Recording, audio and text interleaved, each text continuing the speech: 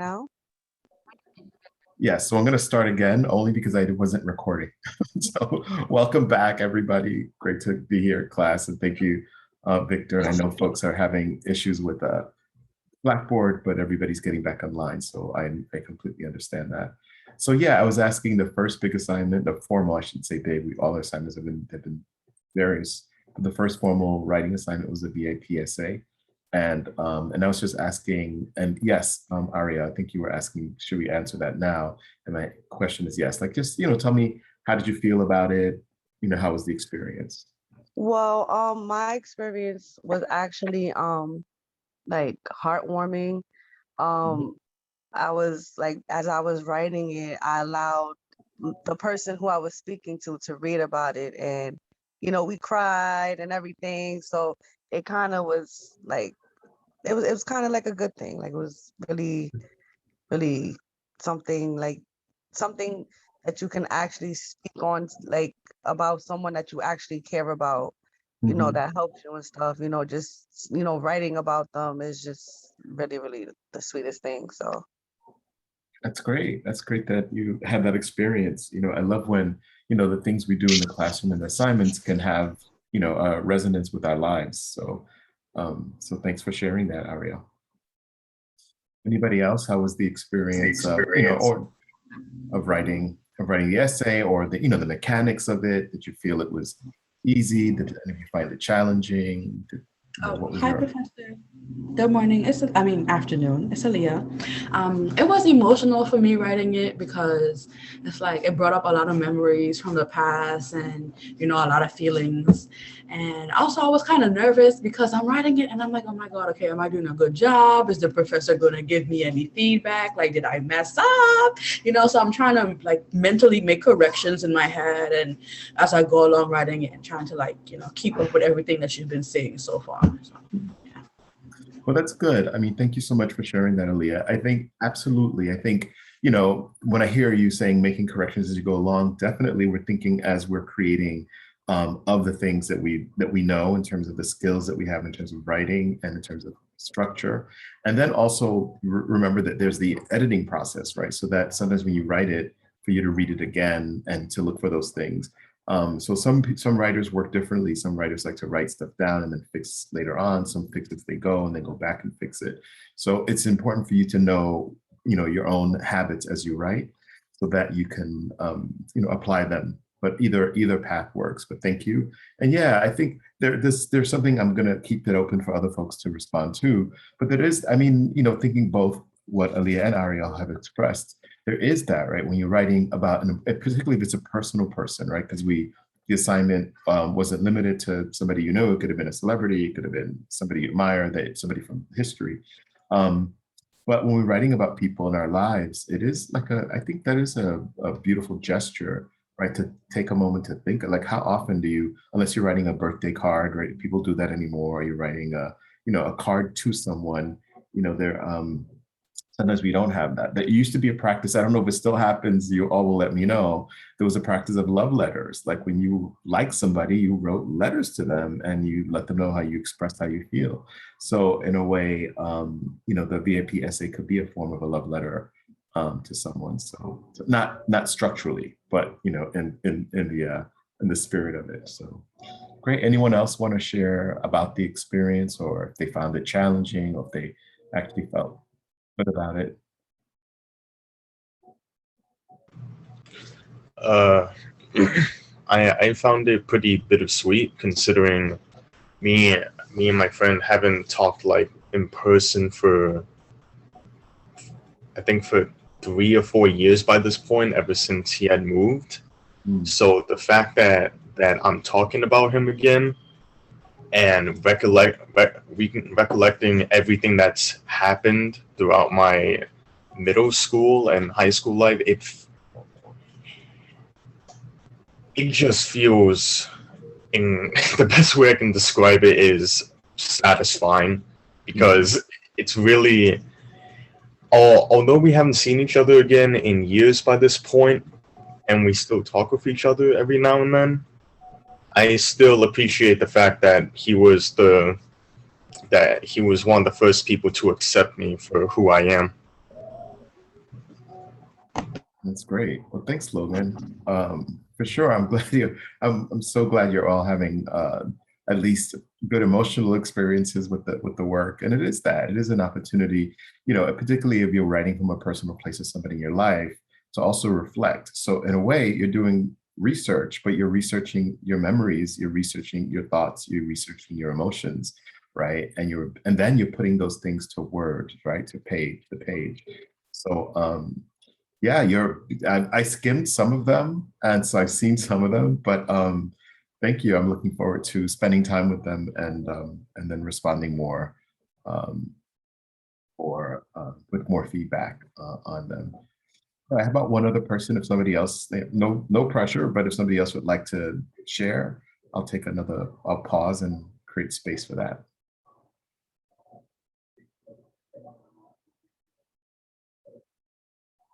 Right, going once, going twice. All right. Well, so thank you. What we'll do is we will continue with the work that we're doing. I'm glad you got the VIP essay done. My plan is to try to grade them all by Thursday, the latest, but Friday morning. So you'll have my feedback on Friday, and we could talk about them next week when we see each other, which we have class next week on Tuesday. Yeah, I don't think we have any more interruptions this class the rest of the semester. So we'll be seeing each other every Tuesday until December. So so next Tuesday, we'll have your time to review it and go over it. So one of the thoughts is, well, depending on the level of feedback, some of you if things are grooving and good, I may have request a short meeting. But if things needs a little more attention, I may request another meeting. And then in some of those meetings, I will, I thought I have Victor's, maybe you might be able to, depending on your time, but also that maybe a thought is to put together a little cohort during class sometime, and that you would meet with that cohort and we can work through some individual things. So I was gonna say, I'll tell you later, but I'll just say to everybody. But that's what I'm thinking, a way we could be able to work together is, when we create time to write in class together, that maybe there may be times we can do some workshopping in class together on works that were done. So that's my thought is. And then of course, since I'm talking about Victor right now, just to remind everybody that Victor's available, at the writing center as well for different appointments. If you want to attend a one-on-one with Victor, you can do that as well. And as well, my email has been provided to you guys before. So if you guys want to email me and, because my hours don't work with you, aren't favorable for you at the center, I'm more than happy to go out of my way and figure out a time slot where we can meet independently, or even if you and another classmate of yours want to meet together, I'm fine with that. Mm-hmm. Thank you for that very generous offer. That's great. Okay, so I'm going to work with, I'm going to do a couple things with us today. One thing I'm going to do, one of your assignments was, so last week, we read a story together in class, not a story. I was just actually going to correct that. We read an article, an opinion piece last week. And so I'm using that as a note because some of you, we had to work to summarize it, and you called it a short story. And so I want to be clear that what we're reading are either articles, they're opinion pieces, there may be an essay, but a short story specifically a term that's used for a short piece of fiction. So, and what we're reading here is not fiction. That'll be your next English composition class. You'll be doing lots of reading of short stories and poems, but that'll be later. But right now we're focusing on essays, and we're focusing on newspaper articles or opinion pieces, and that's what we're working with. So last week we read together How to Get Our Minds to Read by Daniel T. Willingham. And your assignment for this week was about summary, right? And we had another article, another item about summary. So I want to go through and examine a couple of pieces that which is the practice I do. I just pull without the names, and it's okay. It's like we could see it. It's not, good, bad, or the end of the world, and it's not about. It's really an opportunity for us to learn from each other and from ourselves, because suddenly there's your piece, and you're like, oh, let's see what the press is going to say about it, and we do it, and I do it in real time, so you can see the process. So, so I'm going to share my screen. We're going to do that first, and then we're going to do a little bit of a Tarzan swing and talk about the other article for today, is Google making us stupid. And then on that one, will be your next essay is going to be due for that one. And that's going to be, and I'll talk about the prompt and all that. And that essay will be due in about a week, almost about a little less than 2 weeks on the 17th.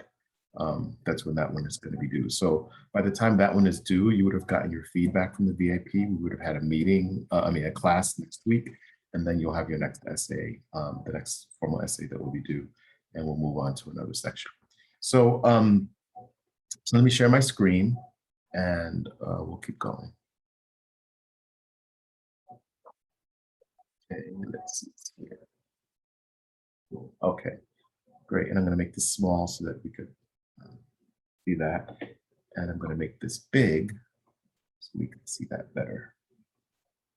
Okay, let's see if 200 works. Okay.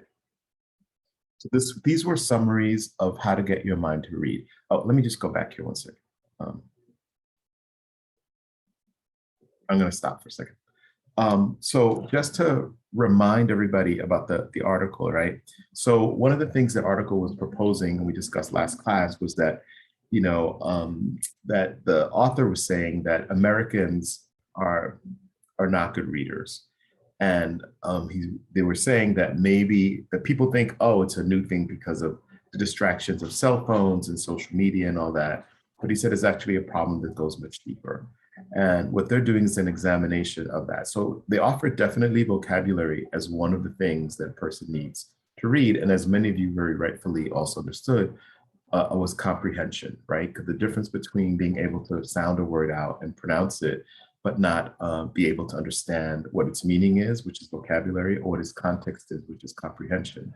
But there was a distinction. And then so he goes into a deeper examination of what is happening. And he is stating that it is the American education system, right? And that basically the emphasis on kind of language arts, is what they call it, and but the idea of literary studies as opposed to like studying vocabulary and studying that all those things are important, but that really also content and information, which are considered general studies, are important as well.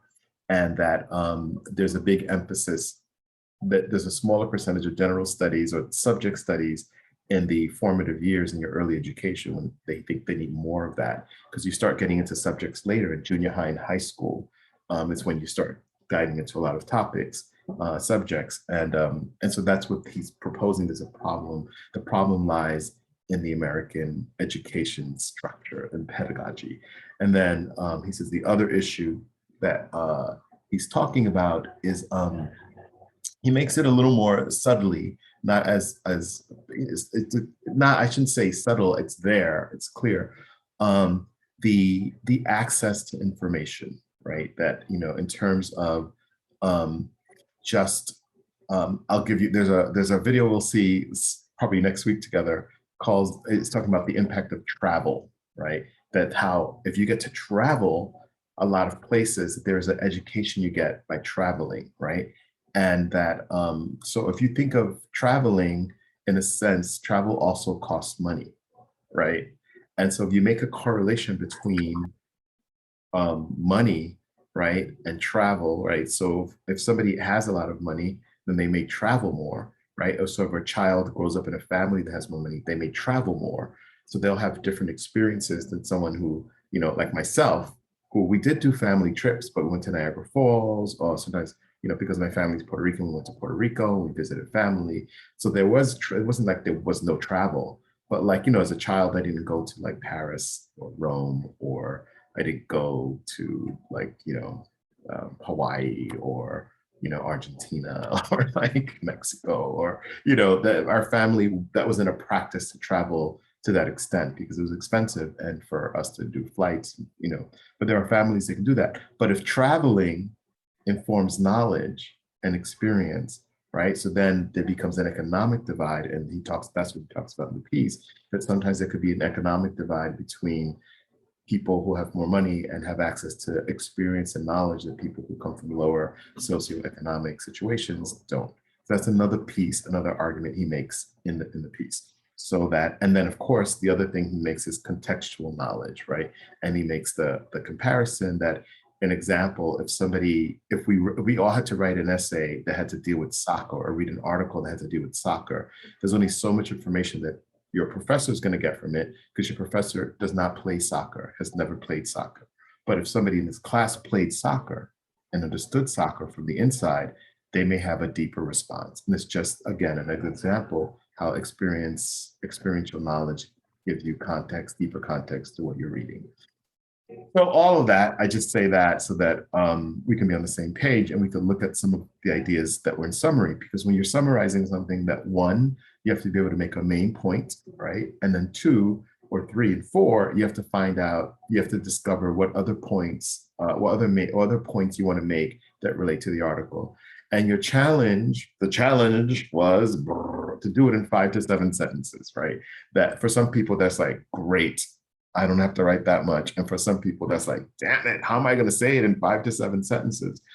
But this article is short enough that you should be able to do it. But clearly, if I were to say, you could do the same assignment, like the summary assignment with the Is Google Making Us Stupid, which is a much longer article, but maybe to do a more thorough summary of it, you would need a little more than 5 to 7 sentences to do it. So just keep all that in mind. So what I want to do is share with you, let's look at what some of the responses were in terms of summary. And I wanted to go over all those points before we dived in. So here's one, right here. In my point of view, I think people should, and I'm sorry, because sometimes I copy and paste it and it doesn't do it right. I'm just going to do this here. Should and start reading so that people can get better at reading. Also, the more you read, the more you write better. Learn how to talk better in a different way, like, for example, more elegant, and start to sound more smarter. It can make your eyesight better and actually reading the words good, learning big words. And or if you want to read a book, you can read them on your phones, off your phones, or read the book first and then watch the movie so you can be more curious about what the movie is about in a different way than in the book. While you read, the more information you put in your mind. By reading, you get more interested in reading, and you may like the book that speaks to you in different ways. And the more you like the book, the more you would like to learn about life ahead of you. I feel like these are the reasons why you should, and the way you should read books. Okay, so I'm gonna stop sharing just with that. Oops. All right. So that was a summary of the article. What was your impression of that summary? Anybody? Good, it was on point, it did the job. Any reactions?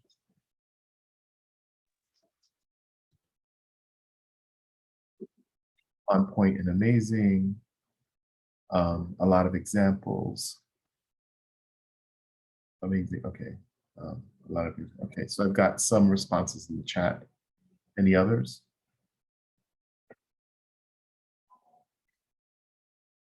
Okay. So needed more breakdown. Okay. A lot of examples need more breakdown. So that example began with, and I'm not gonna share with you, but I'm gonna read it. It starts with, in my point of view, I think people should start reading so that people can get better at it, right? So first of all, we're doing a summary of the article. One of the things in the handout was that it should not include opinions. It's really kind of a summary of the actual work. Right? So this response summary begins with a point of view, right? So if it said something like, in the author's point of view, they share that people should start reading more so that they can get better, that would be different, right? That is not your opinion, it comes from the text, right? That's one way of thinking of an opinion. Inside of it is not the opinion of you, it's the opinion of the writer. And then it says, also, the more you read, the more you write better. Learn how to talk better in a different way. So at this point, that's like 3 sentences in there, and I don't see the main point to the article, right? Which is that Americans have trouble reading, and 2, that the problem is the education system, right? That's the 2 main things. We have trouble reading, and part of the issue is the education system, right? And then remember, there's a part in the article where they actually break down 3 points that could happen to make reading better, right? So then the piece goes on to say a lot of things that are related to the article.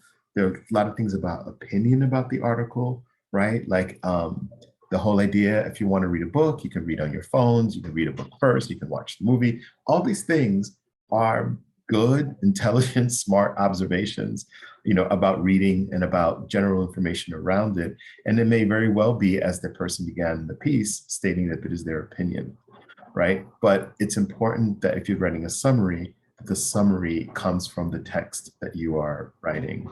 So that's why in this one, it misses the point a little bit because, or a lot in some cases, because it's not directly doing a summary of the work of the article itself. It could be, if this was your personal reflection on it, that would read a little more like a personal reflection, right? So it's telling your opinion, you opine about the article, you opine about your feelings, you share what you want to about in a personal reflection. So summaries is different than that, okay? So let's take a look at the second one. I pulled 3 altogether.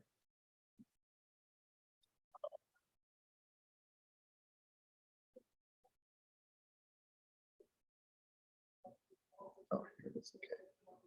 Here's a second one.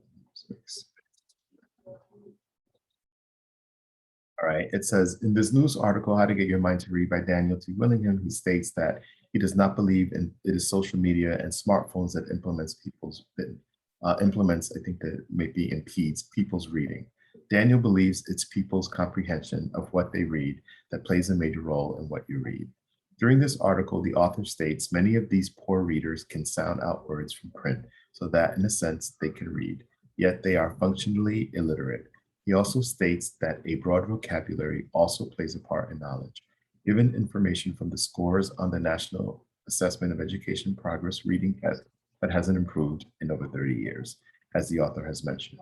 He also stresses the fact that every student takes the exact same test regardless of their comprehension level, which I agree, makes no sense at all, being that every student, every adult child understands or learns things differently. So I'm going to stop that just with a quick read and a look at what's your opinion of this summary? And I'll check the chat because some of you are.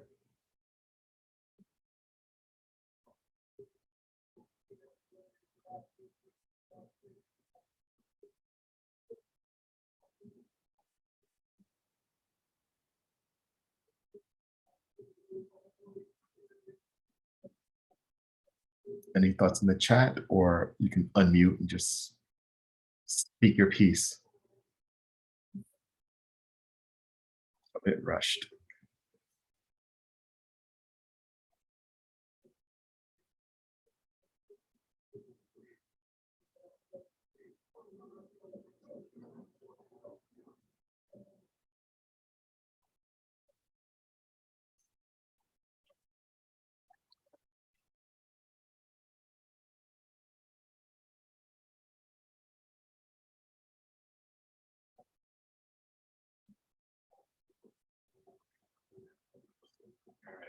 Only one opinion, I'll just go for the sake of time.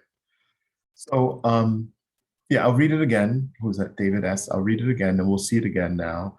I want to bring our attention to also, Victor put in the chat, just remind me, all summaries consist of the author. It's 1, their main point, what they're trying to convey or argue, and 2, how does the author support their message, what evidence or reasons the author is using to strengthen their message. So let's take at least, I'm going to copy his comment, or yeah, we copy Victor's comment. They did a good job of giving us some directions that as we look at the next one. Okay. And I think it was well balanced, but it was still time. All right.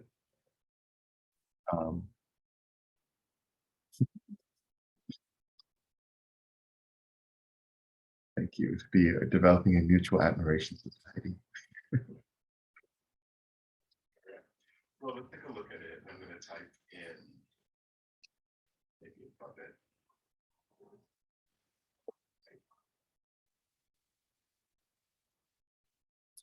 were Victor's let's see, right? So one, main point, and two, support, right? The evidence. So okay, let's look at this. All right. So they start right away in the news article, right? And I want to just, I'm trying not to edit. I'm working on content right now, and it's difficult for me not to edit as I go to the line edits. But I want to point out that this one named the article and the author right back. The first one doesn't even mention the article or the author at all. So we get that right at the beginning, right? That the article, as we know, goes in quotation marks. That's there, and then that's gonna. I'll say for now that's the end of my grammar lesson. So, but in it, it says in the news article, "How to Get Your Mind to Read" by Daniel T. Willingham, he states that he does not believe that it's social media and smartphones that impedes people's reading. Right? Daniel believes it's people's comprehension of what they read that plays a major role in what you read. Right? So they're getting to the point that it's not necessarily social media, that it's comprehension, right? And then what they do is they pick a quote to support the idea, right? Many of these poor readers can sound out words in print so that in a sense they can read, yet they are functionally illiterate, right? He also states that broad vocabulary plays in knowledge, gives information from scores in the National Assessment of Education Progress, gives another fact. So they're listing the different ideas that support this whole idea that comprehension. I'm going to add a thing to that in a minute. And he also stresses the fact that every student takes the exact same test, which is another point they make. Victor, you have your hand raised. Yeah, I just wanted to highlight some language that this writer utilized, such as he states and Daniel believes, right? We're never getting the writer's opinions or perspective. We're only getting the author's opinions or perspective. And language such as according to the author or the author states allows us to convey their message while also saying that this is not my opinions or thoughts. This is the opinions and thoughts of the author, so I want to say, which I think this writer did well. So I highlighted one of the examples. He also stresses, right? So again, Victor's a good point. This is in contrast to the previous one, where this is about focusing on the article and accrediting any of the ideas that are in the summary to the article itself. So David, now that you've seen it again, do you want to express an opinion?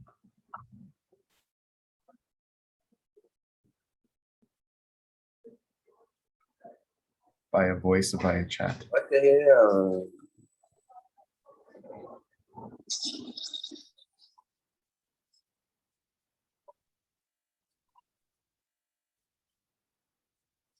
All right, I see you're unmuted, but I don't think we can hear you. Okay, I think you nailed it. Okay. Well, all right, I'm glad you say he, but we don't know the gender of the person, right? So it could be, I think she nailed it. I do know the gender of the person, so because I know which piece this was from.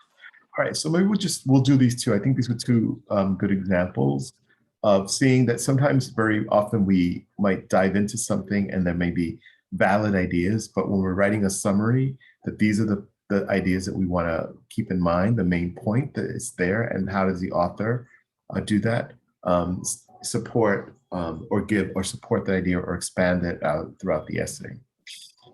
All right, I'm going to stop sharing for a moment. Thank you all for your participation, and thank you all for who did the assignment so that we have material with which to work with. I'm behind on a lot of things, but I will get to all of you. I'm going to work on the VIP essay and I'll work backwards and give you all more detailed feedback on here. There was a third example, but I think I'm looking at in the essence of time, I just want to move on with what we need to do today.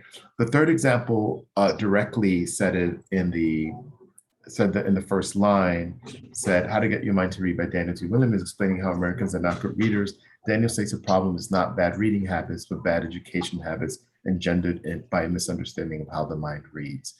So the difference with that one was that it specifically pointed right to education, which is also one of the main points of it. So the other one didn't have that, but in a way we didn't miss it. It wasn't wrong that they didn't put it, but that one went right to the point and making the correlation. Because when he lays out the 3 points, they really have to deal with education, right?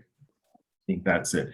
Testing, education, all those things are what he is saying needs to be addressed in order for us to become good readers. So now that we are adults and that we are in this class and we've read this article, we can think of the things of how we can ourselves become better readers. And that means that also gaining general knowledge and different experiences contributes to how we read. But all of the things that you've been learning, it doesn't mean to discount them. It doesn't mean, which is why we still do a vocabulary to ask you for the vocabulary, because understanding vocabulary is very important.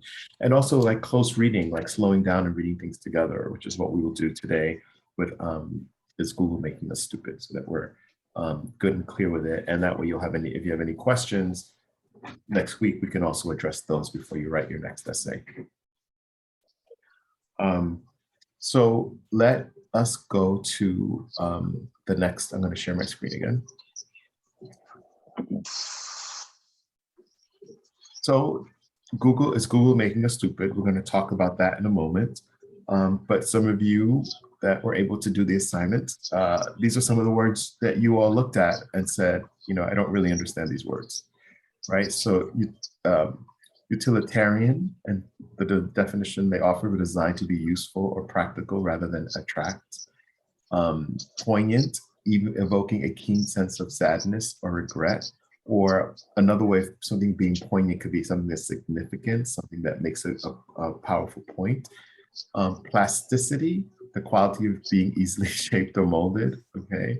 Foraging, the act of gathering wild food for free, or the foraging also means just simply gathering, like the gathering of something.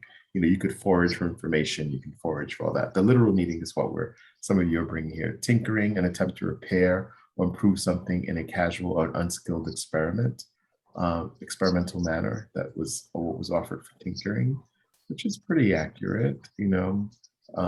It's also, I like the word of experimental manner, that it's something about experimenting. That's with tinkering, and there's something about casual. I love that word about it as well. Acquaintance, a person one knows slightly, but who's not a close friend. That's fair. Scuba diving, it's a mode of underwater diving where the diver uses an apparatus which is completely independent of surface supply, air supply to breathe underwater. Pathologist, a medical health care provider who examines the bodies and body tissues. Yes.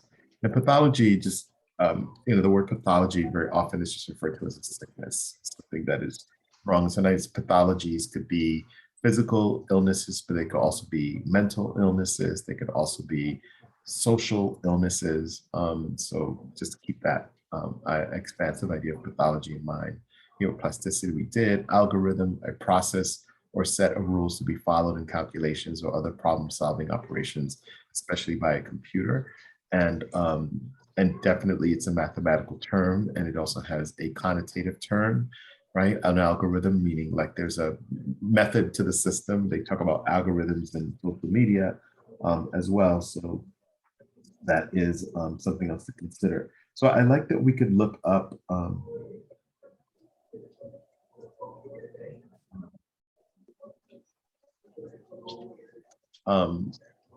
utilitarian, designed to be useful. I'm just going through them. Analogy, utilitarian, I think we did that at top, right? Yeah, okay. Analogy, a comparison between two things, typically for the purpose of explanation or clarification, and then poignant, we did skip that. Okay. So these are some of the vocabulary words that we all looked at for the article, Is Google Making Us Stupid?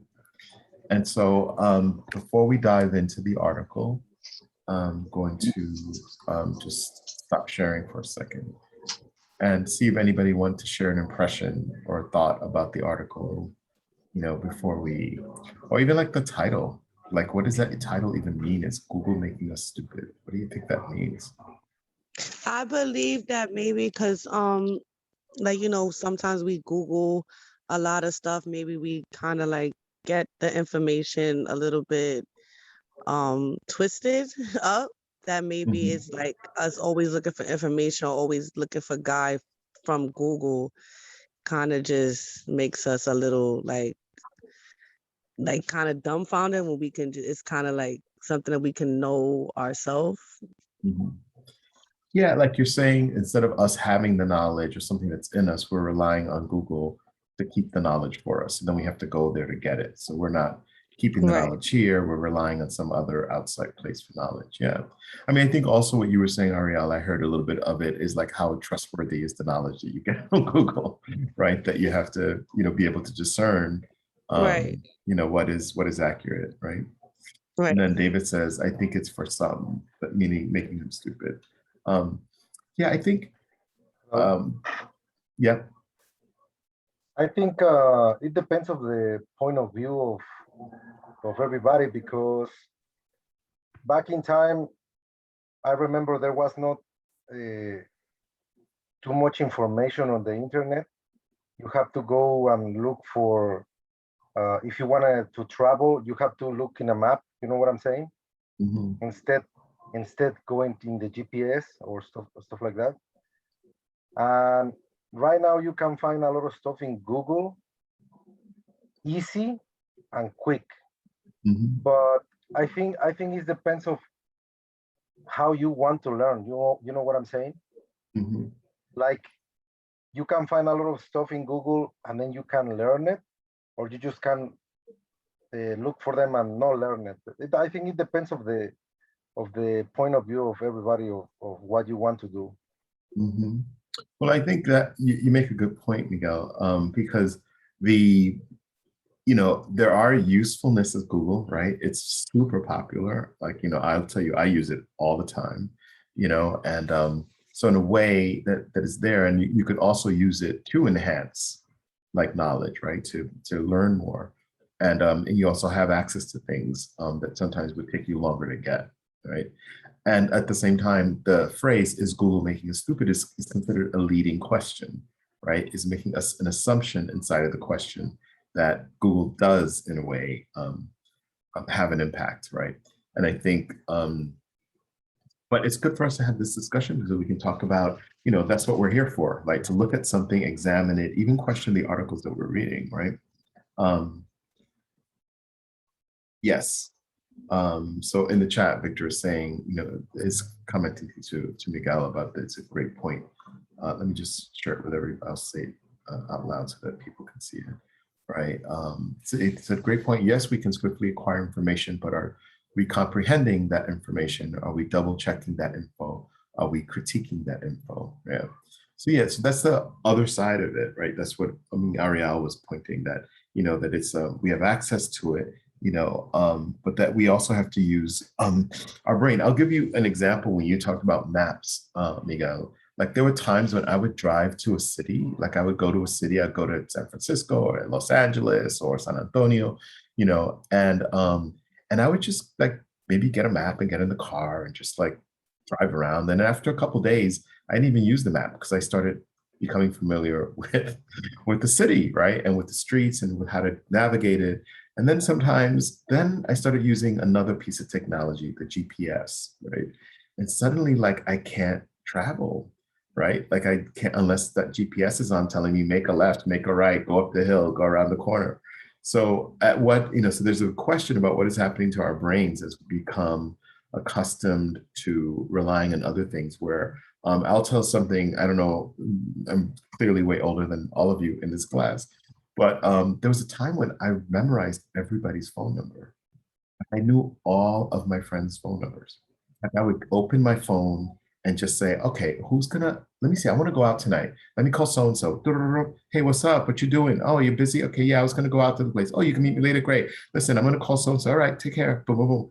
Hey, what's up? Listen, I'm thinking of going out to oh, really? You're free? Great. Let's meet at 6. Great. Let me see if so-and-so's ready. Boom, boom, boom. And I would do this without looking people's numbers up on my phone. I didn't have a phone like that anyway to look them up. So it's interesting. Like I wonder, like, what happens to my brain that I can't. I think there's like 4 phone numbers I know by memory, besides my own, right? So, so the article is diving into this idea, right? So the previous article was looking at education, but also the brain, and also this article is also giving us a different perspective on the impact of technology and the impact of human behavior, right, on our ability to think and read and exist. So, okay, so I'm gonna ask folks to clear their throats and and in a minute ask you all to help me read this article. So I'll begin. So Dave, stop, will you? Stop, Dave, will you stop? Dave, so the supercomputer Hal pleads with the implacable astronaut David Bowman in a famous and weirdly poignant scene toward the end of Stanley Kubrick's 2001 A Space Odyssey, right? And that's a movie. Bowman, having nearly been sent to a deep space death by the malfunctioning machine, is calmly, coldly disconnecting the memory circuits that control its artificial brain. Dave, my mind is going, Hal says forlornly. I can feel it, I can feel it. I can feel it too. Over the past few years, I've had an uncomfortable sense that someone or something has been tinkering with my brain, remapping the neural circuitry, reprogramming the memory. My mind isn't going, so far as I can tell, but it's changing. I'm not thinking the way I used to think. I can feel it. Okay, let me just stop right here. Okay. My mind isn't going so far as I can tell, but it's changing. I'm not thinking the way I used to think, right? So if we look at this article, it begins with this kind of scene from a movie where there is a supercomputer that kind of controls a lot of things. And it talks about how the malfunctioning machine is disconnecting the memory circuits that controls its artificial brain. And he says, Dave, my mind is going, right? The computer saying that. I can feel it, I can feel it. There's another significance that I can feel it because technically machines can't feel anything, right? But that's the assumption, but Stanley Kubrick was playing with that. But here begins, I can feel it too. So he says, you know, that something is tinkering. It's one of the vocabulary words that somebody said, right? That means experimenting, like almost casually, like not, you know, something's happening, remapping the neural circuitry, reprogramming memory, right? And I talked a little bit about my own sense of memory when I was used to driving around a city. Now I can't keep to remember how to drive around certain cities. So, so my mind isn't going so far as I can tell, but it's changing. I'm not thinking the way I used to think. I can feel almost most strongly when I'm reading. Immersing myself in a book or a lengthy article used to be easy. My mind would get caught up in the narrative or the turns of the argument, and I'd spend hours strolling through long stretches of prose that's rarely the case anymore. Now my concentration often starts to drift after 2 or 3 pages. I get fidgety, lose the thread, begin looking for something else to do. I feel as if I'm always dragging my wayward brain back to the text. The deep reading that used to come naturally has become a struggle.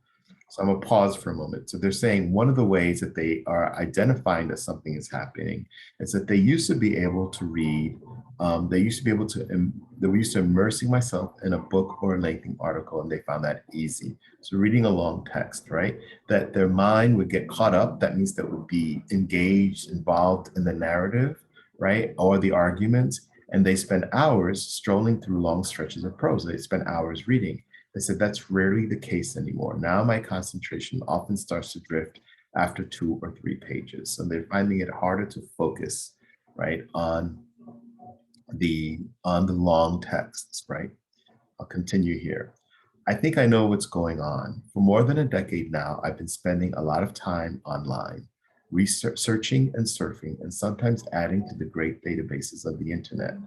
The web has been a godsend to me as a writer. Research that required days in the stacks or periodical rooms of library can now be done in minutes. This is one of the points that Miguel was making, right?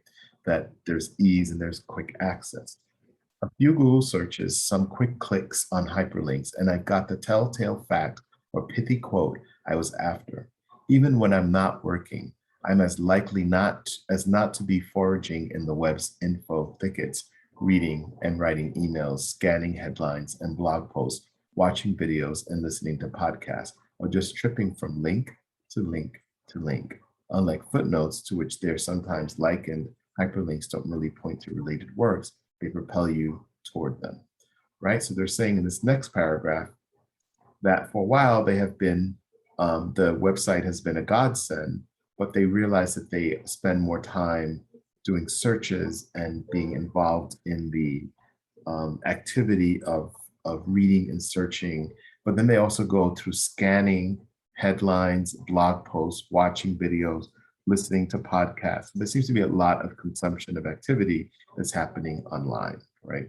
And then it says also something about the links, that tripping from link to link to link, saying unlike footnotes that maybe give you a bit of information, the link brings you to another article, just takes you out from there and brings you to another place, right?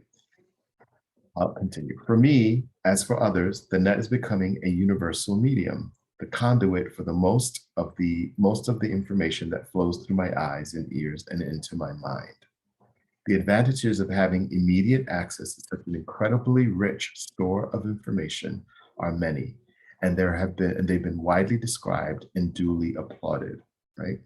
The perfect recall of silicon memory, Wired's Clive Thompson, right? So this is the assertion they make. The advantages of having immediate access, right, have been widely described and duly applauded. So the access has been praised, and he gives us examples. The perfect recall of silicon memory, Wired's Clive Davis has written, can be an enormous boon to thinking, but the boon comes at a price, right? As the media theorist Marshall McLuhan pointed out in the 1960s, media are not just passive channels of information, they supply the stuff of thought, but they also shape the process of thought. And what the net seems to be doing is chipping away my capacity for concentration and contemplation.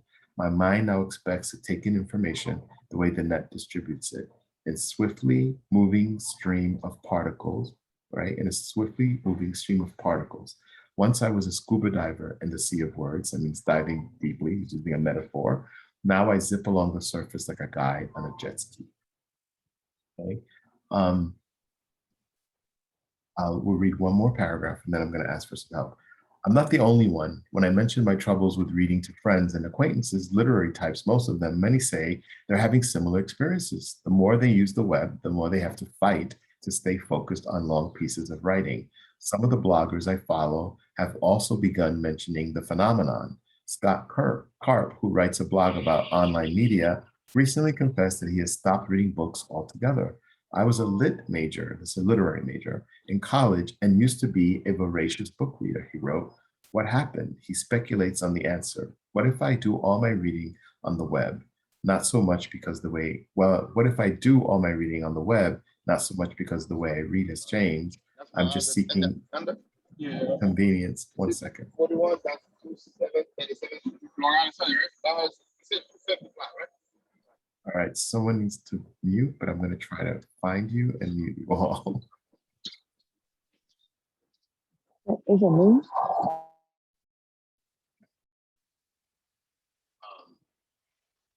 I was a lit major in college and used to be a voracious book reader. He wrote, what happened?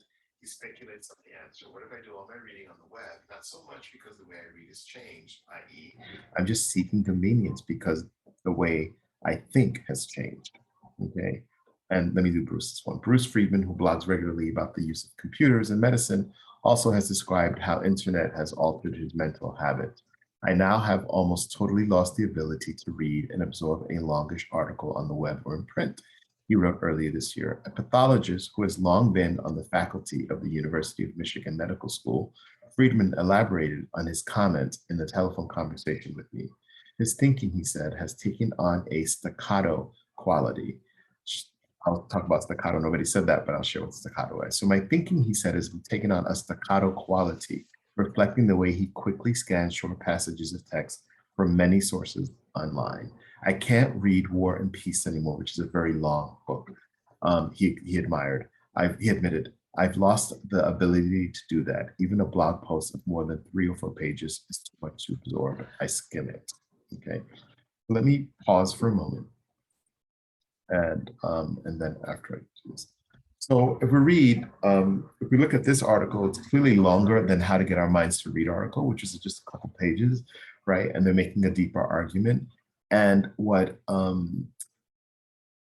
Nicholas Carr is doing up until this point is he's building his argument. He's saying, hey, something has changed in me. I used to be this way, meaning I could read long text, I could read an article that was long, and I was engaged, and I was able to be engaged and or involved in the text. And lately I'm discovering that it's become more difficult for me to do that, that I am having a tougher time that, and he goes, what could it be? And then so they're doing research and they're speaking to experts and doctors and they're understanding there is something amiss, right? There's something happening, right? And what they're trying to make the connection or they're making the argument is that the way in which that they consume information on the internet and the web, which they spend a lot of time, which is very quick.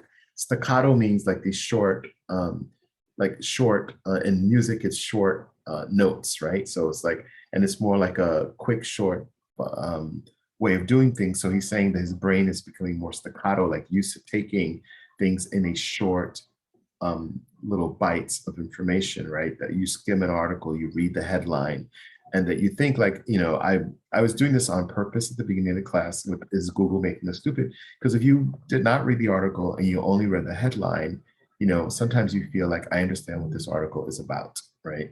And this article is like 14 pages. So it's like, right? It doesn't take you 14 pages to just justify the line. There's something deeper that's happening. There's a deeper, more considered argument that he is making. And so for us, it's important to, anyway, in class, we're doing it as an exercise, right? We're doing it as an assignment to read an article and go through it together. But when I first read this article, I found it fascinating, right? Because I'm also a reader and I could still do it, but sometimes it is difficult. And sometimes in terms of doing research, sometimes I just want to rush and get it done, right? I don't want to read. I'm like, I open an article and I'm like, oh my God, the article's like 15 pages. But like maybe just read the beginning, I'll read the ending, and then I'll get the opening and the summary and whatever. The opening and the conclusion at the end, and maybe I got it, right? But that's a different experience, right? It's a different experience if you watch the beginning and the end of a movie and not watch the whole movie. You have a whole different experience. So that's the argument that they are building. Okay, so let's go back, share my screen. And so now I'm gonna ask for volunteers to read. You just unmute yourself and say, I'd like to read. So, and I have a glass of water so I could try drink, but to keep my throat coated. But if anyone else could pick up from here, I would love that.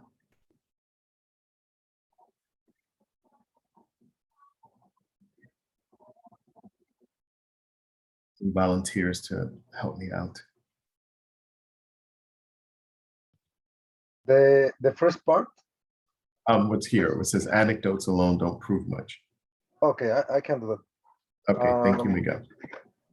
Anecdotes alone don't prove much, and we still await the long-term neurological and physiological experiments that will provide and define picture of how internet use affects cognition.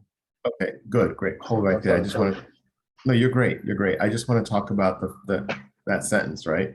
So now, after saying these anecdotes, right? And anecdotes are like stories, right? So if I tell you a story about me using a GPS, that's great. That's not necessarily scientific research. So he's saying, even though I've already spoken to professionals, they're basically just stories.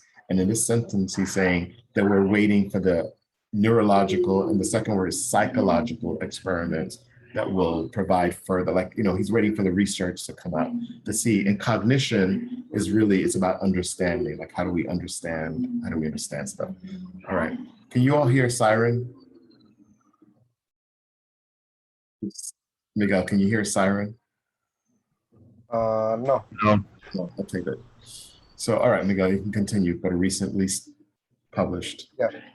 But a recently published study of online research habits conducted by scholars from University College on London suggests that we might well be in the midst of C. That's because the little arrow is there. Oh, I'm sorry.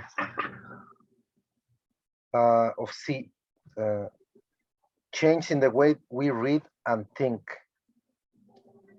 As part of the 5-year research program, the scholars examine computer logs documenting the behavior of visitors to two popular research sites. One operated by the British Library and one by UK Educational Consortium that provide access to journal articles, ebook, and other sources of reading information. They found that people using the sites exhibit a form of skimming activity, hopping from one source to another and rarely returning to any source they already visit. They typically read no more than 1 or 2 pages of an article or book before they will bounce out of another site. I'm sorry. Um, Sometimes they will save a long article, but there is no evidence that they ever went back and actually read it. The authors, sorry, of the study report. Read what they report.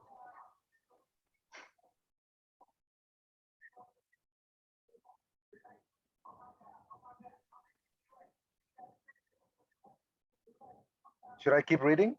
Oh, yeah. It is clear that users are not reading online in the traditional sense. Indeed, indeed, there are signs that new forms of reading are emerging as users. Power browse horizontally through titles, content pages and abstract going for quick wins. It almost seems that they go online to avoid reading in the traditional sense. Great, thank you. So in this section that Miguel just read, he's saying while we're waiting for the studies, there's some things that have been, there's some studies that are being done. And one of them by a British library and an educational system was talking about this idea of skimming, right? A form of skimming activity. And so skimming is just like when you don't read, when you're reading something either very quickly, right, to kind of pick up sentences and lines, or you're kind of running through the articles. Sometimes you're only reading if there's headlines in the articles or subheadlines, you're reading the subheadlines. You try to get a gist, an idea of what the article. And so this study showed that lots of the people that were in this, that were involved, that they were looking at, that they were doing that. They seemed to be not spending a lot of time on articles, and they were reading not more than 1 or 2 pages of an article, and they would bounce out to the other site. And it says, even though they saved them, right? Even though they saved the long article, there was no evidence that they actually went back and read it. So it said, and then since the study, it's clear that the users are not reading online in a traditional sense, meaning the traditional sense was like reading it slowly from almost like what we're doing. Like we're reading this article from beginning to end, and we're also, because we're in a class, we're discussing it as we go, right? And we're opening up the ideas as we go, right? And it's talking about this idea that readers are power browse. That means to quickly power browse horizontally through articles, like run through them to look at content pages and abstracts for quick wins, but little bits of information. And they go online mainly, he says, almost to avoid reading in traditional sense. Like they even rather read the article online than in print, because they can skim it faster, right? Get through it faster. Okay, would someone else like to read a little bit? I'll go. I just got back in, so we're at thanks to the Yes. ubiquity. Ubiquity, yes. Yes, and ubiquity means like that there's a lot of it all over the place, like it's easily accessible. There's all over. All right, go ahead. Okay, gotcha. All right, so it says, thanks to the ubiquity of the text on the internet, not to mention the popularity of text messaging on cell phones, we may well be reading more today than we did in the 1970s or 1980s, when television was our medium of choice. But it's a different kind of reading, and behind it lies a different kind of thinking, perhaps even a new sense of the self. We are not only what we read, says Marianne Wolf, a developmental psychologist at the Tufts University and the author of Proust and the Squid, the story and science of the reading brain. We are how we read. Wolf worries that the style of reading promotes by the net, a style that puts efficiency and, I'm sorry, you messed me up when you went up, Okay. and immediacy above all else, may we be weakening our capacity for the kind of deep reading that emerged when an earlier technology, the printing press, made long and complex words of prose commonplace.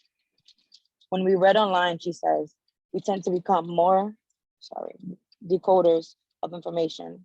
Our ability to interpret text to make the rich mental connections that form when we read deeply and without distraction remains largely disengaged.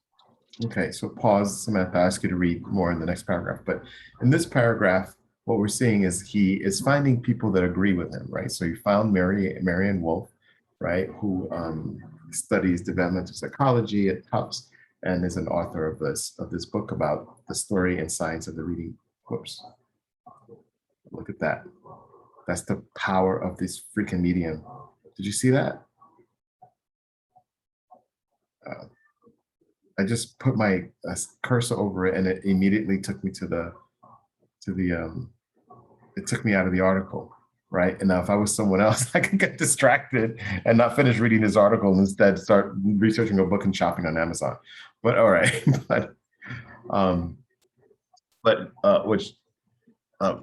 so he found this expert to speak about it, and the expert is agreeing, right? Reiterating like we are how we read, that right? That what's being the net promotes is efficiency. That means like short, trying to get as much done, and immediacy.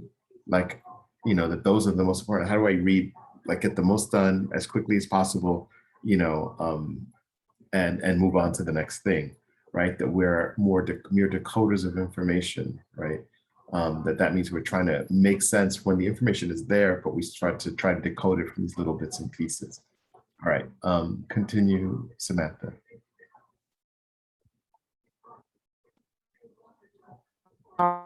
Okay. Reading, explains Wolf, is not an instinctive skill for human beings. It's not etched into our genes the way speech is. We have to teach our minds how to translate the symbolic characters we see into the language we understand. And the media or other technologies we use in learning and practicing the craft of reading play an important part in shaping the natural circuits inside our brains. Experiments demonstrate that readers or ideograms, such as the Chinese, develop a mental circuitry for reading that is very difficult for the circuitry found in those of us whose written language employs an alphabet. The various extends across many regions of the brain, including those that govern such essential cognitive functions as memory and the interpretation of visual and auditory stimuli. We can expect as well that the circuits woven by our use of the net will be different from those woven by our reading of books and other printed works. Okay, so she's going deeper into this explanation, and she actually goes into a more scientific explanation of how the brain is working, right, and how that affects our reading of books. Okay, all right, thanks, Samantha. Will someone else like to read?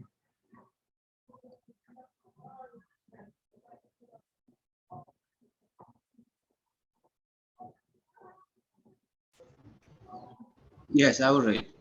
Okay, thank you. All right, Balang. Sometimes in 1982, Frederick Nietzsche bought a typewriter. Beachy bought a typewriter, a Mellin Hessing writing ball, to be precise. His vision was failing, and keeping his eyes focused on a page had become exhausting and painful, often bringing or crushing headaches. He had been forced to curtail his writing, and he feared that he would soon have to give it up. The typewriter rescued him, at least for a time. Once he had mastered touch typing, he was able to write with his eyes closed, using only the tips of his fingers. words could once again flow from his mind to the page. Okay, but the machine had a subtle effect on his work. One of again Nietzsche's friend, a composer, noticed a change in his style of his writing. His already tracy prose had become even tighter, more topographic. Perhaps you will through this instrument even take to a new idiom. The friend wrote in a letter, noting that his own work, his thoughts in music and language often depend on the quality of pen and paper. Okay, you are right. You say right? Replied. Our writing equipment takes part in the format in the forming of our thoughts. Under the survey of the machine, writes the German media scholar Friedrich A. Quattro, Ngozi pause changed from arguments to affronts, from thoughts to puns, from rhythm to telegram style. The human brain is almost infinitely. Sorry, good. The human brain is almost infinitely malleable. People used to think that our mental mesh work, the dense connections formed among the 100 billion or so neutrons inside our skulls, was largely fixed by the time we reach adulthood. But brain researchers have discovered that that's not the case. James Olds, a professor of neuroscience, who directs the National Institute for Advanced Study at George Mason University, says that even the adult mind is very plastic. Nerve cells brutally break all connections and form new ones. The brain, according to the Olds, has the ability to reprogram itself on the fly, altering the way it functions. Okay, thanks, Mike. So in this section, Okay, as we use the sociologist Daniel Bell has Belang, yes. I know you can't. Can you hear me? You sound kind of low for us. Oh wow. Yeah, that was okay. Hold on. So, I'm gonna say, Victor, if you raise your hand, so maybe you can speak, and maybe my sound. Let's see what I can do with it.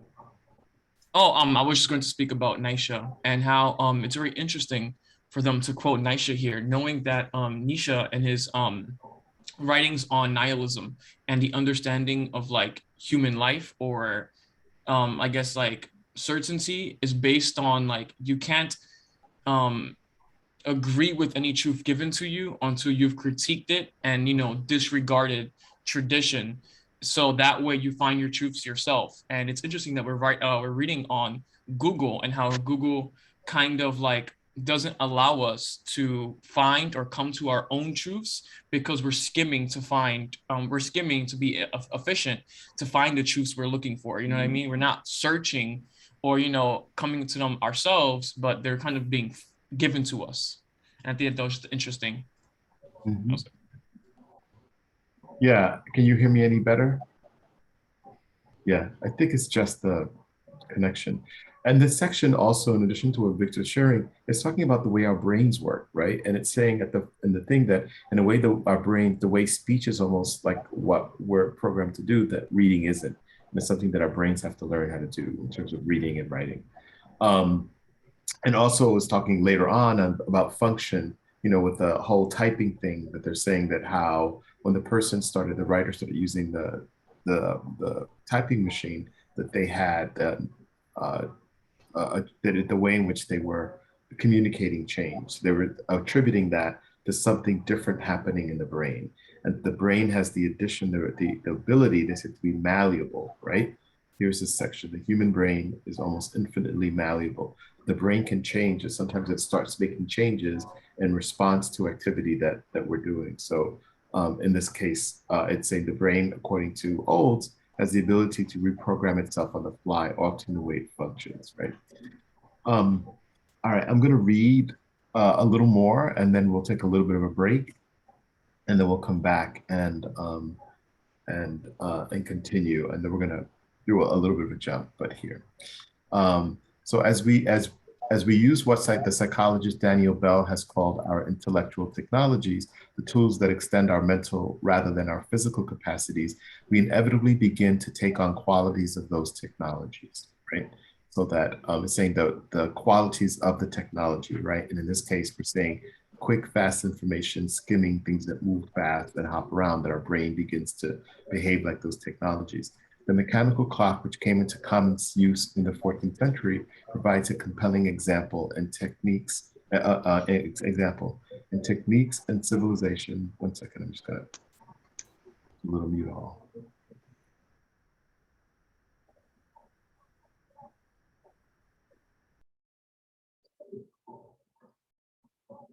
In Techniques and Civilization, the historian and cultural critic Louis Mempford described how the clock disassociated time from human events and helped create the belief in an independent world of mathematically measurable sequences.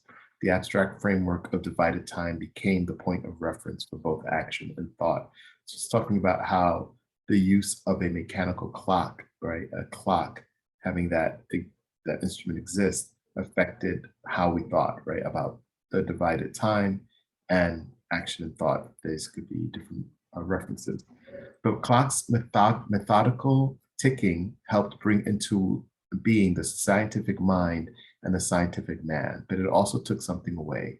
As the late MIT computer scientist Joseph Weizenbaum observed in his 1976 book, Computer Power and Human Reason from Judgment to Calculation, the concept of the world that emerged from the widespread use of timekeeping instruments remains an impoverished version of the older one, for it rests on a rejection of those direct experiences that formed the basis for and indeed constituted the old reality. In deciding when to eat, to work, to sleep, to rise, we stopped listening to our senses and started obeying the clock.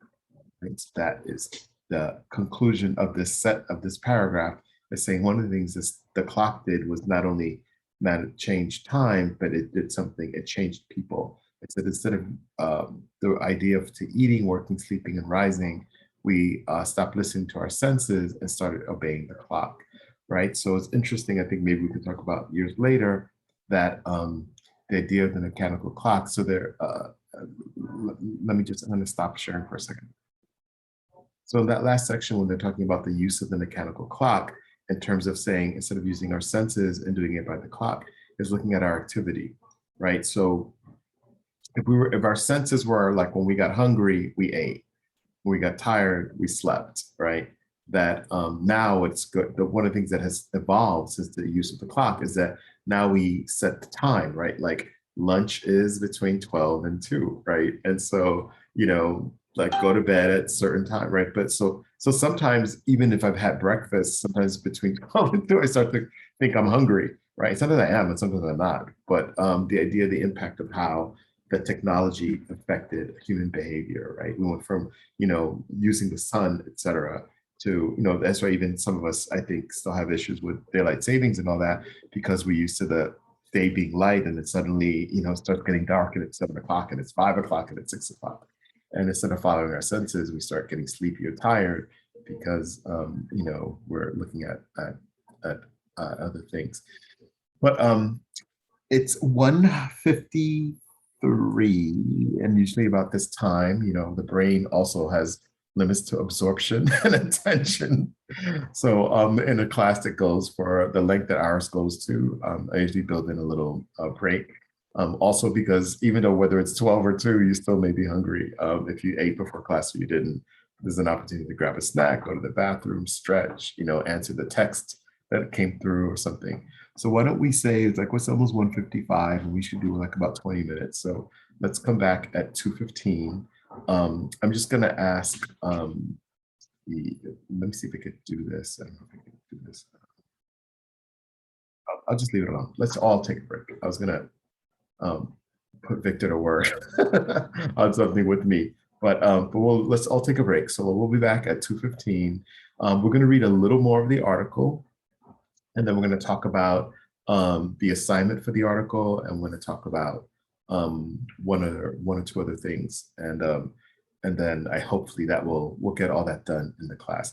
But we won't be able to read the entirety of the article. I'm going to go to another section and have us read another section, because you should have read it, right? And you need to read it, right? And I think is an interesting point the article is making, is saying, how do you stick with something?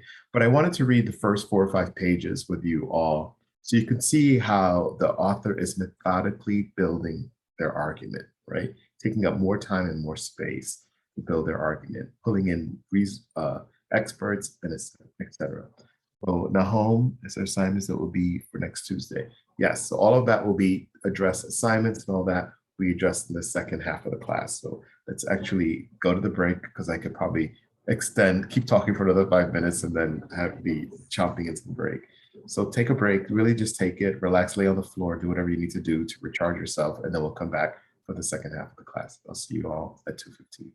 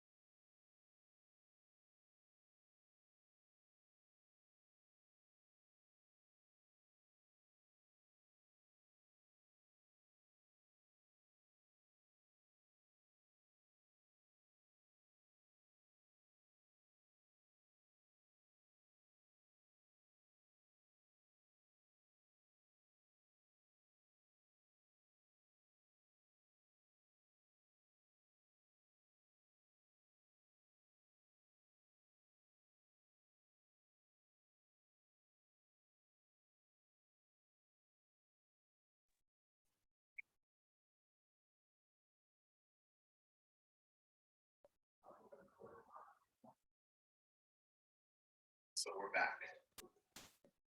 There's a disco song. We're back out of space. And you hear that phrase. And so we're back here in outer space, from outer space in my brain. So, all right, great. So I hope people had a good break. I got to make some tea so I could drink some tea. And I did answer a text that came through from the chair of my department that I was looking for, that she said she would text me. There's a meeting after this class that that she wants me to attend. And so they sent me a note saying to please attend the meeting. So I will do that. Yeah, I just want to acknowledge Jalan's comments also about the bringing my parents to college, that they enjoyed the article, but it was tough as nails to do the essay. So just want to acknowledge that. If Jalan, you want to say more about it, you're welcome to share more while I set myself up for the second half of the class. I'm back.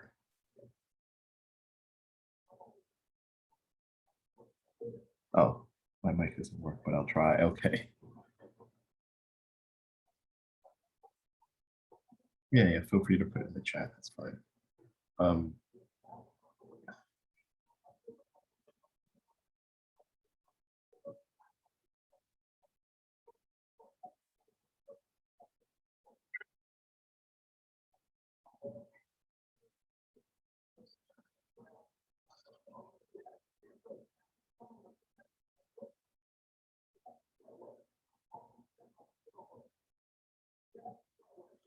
Okay.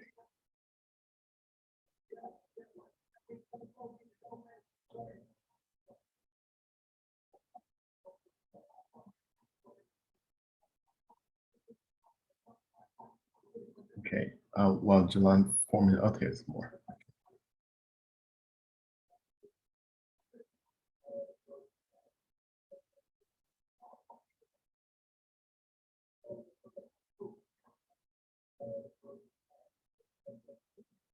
No, it's okay. Yeah. I was just commenting, Samantha, to something in the chat, and so Jalan is elaborating on their comment in the chat. So that's what we're doing. We're about to go to the article, and then I'm going to talk about some other things. And I'm trying to find the sound on my phone to make sure that it's off. Okay. Cool. Okay.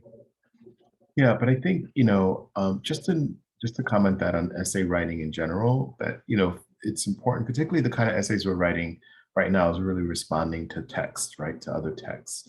And we're responding to prompts from other texts. So it's important, as Jalan is saying, is go back to that text to become more familiar with it and be able to respond and answer the questions.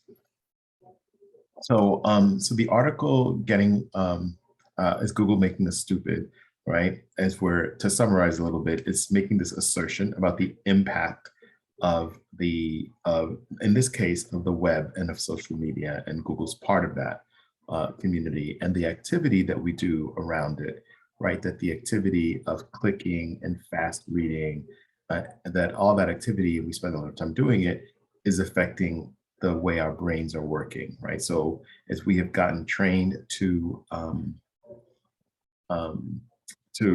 as we trained ourselves maybe as younger and with doing to deeper, longer readings and having to read books, that what's happening as a society as a general, as we become more accustomed to these short, quick readings, that our brains are also adapting. So that's so far the argument that Nicholas Carr is making in the thing. He's making a correlation or a connection between our activity on the internet and our activity to be able to concentrate and able to read and able to focus, and that we become used to or accustomed to these small sound bites of information, and that making it difficult for us to stay engaged longer, or to be able to read longer text, or to focus. So, so like I said, we're not going to read the rest of the article. I'm going to go back to it for a moment because I just want to kind of cap it off a little bit. And where is it at?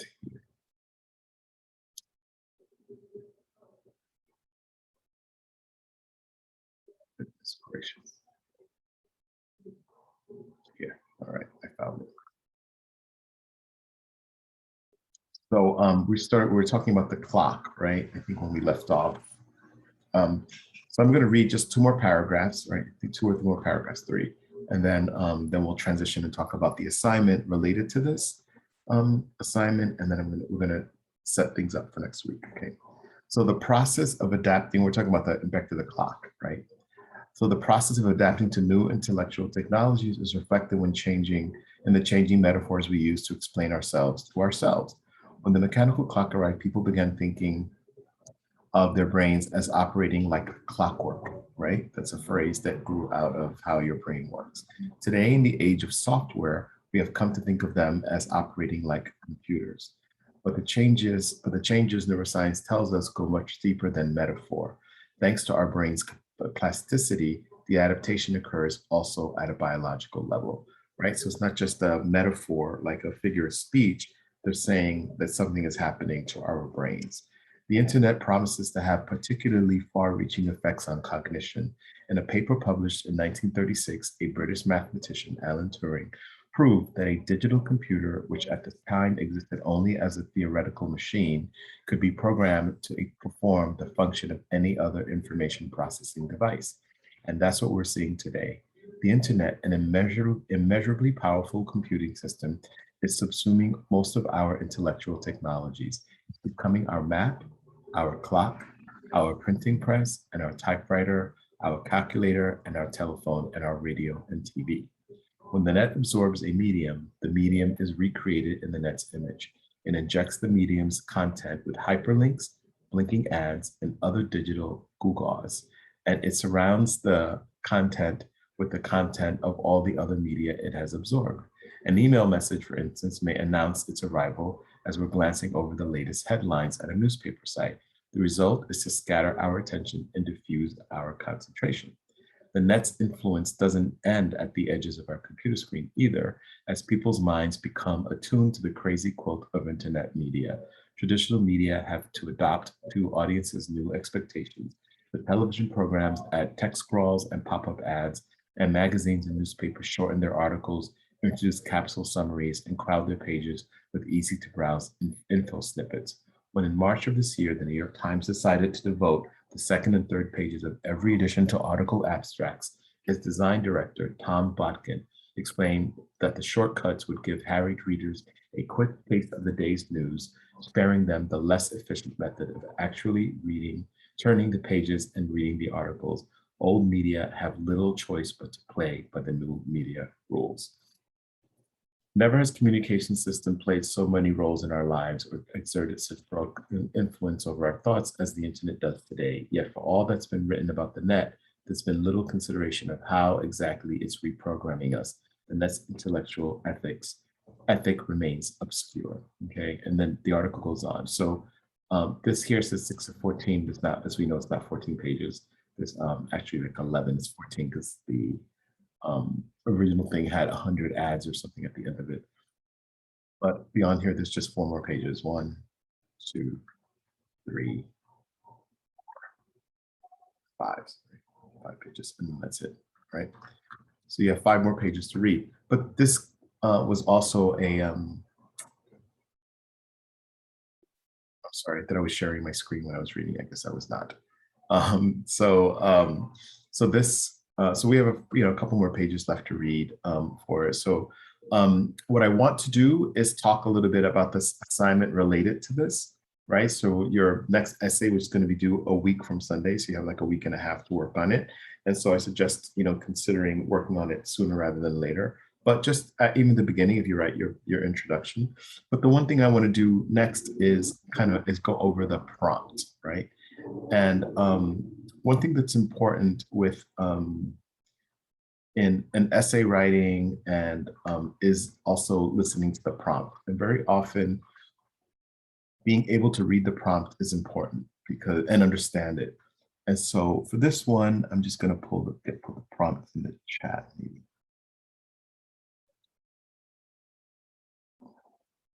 No más vivir alerta, no más sudores nocturnos, no más de 25 años a cadena perpetua. Toda esa mierda ya no será su problema. 1 second. Será el tuyo. Eso es lo que sigue.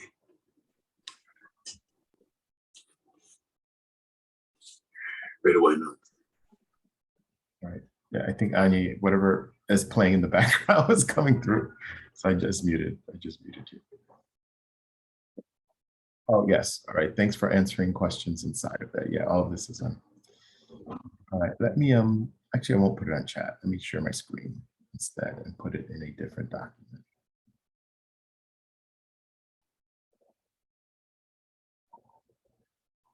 This can be bigger.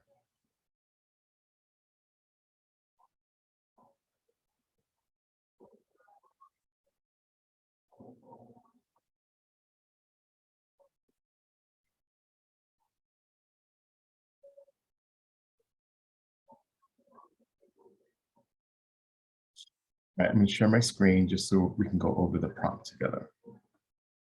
And then I will open a discussion and of course put more details in it. But here's your next prompt will be writing prompt for the article is Google Making Us Stupid by Nicholas Carr. Identify and discuss at least 3 different ways in which Google or the internet is affecting people. Okay, so it wants you to identify, which is one thing. This is when I talk about understanding the prompts. So I'm going to separate the prompts, right? Writing prompt in the article, sorry. Okay, so in the article is Google Making Us Stupid by Nicholas Carr. Identify and discuss at least 3 ways in which Google and or the internet is affecting people. Right, so we talked a lot about, or we read about it. So if you're thinking of the structure of the essay and you're thinking of the beginning, what do you think you need to be able to do? What would the steps would be for you to begin addressing that prompt? What do you think you would need to do?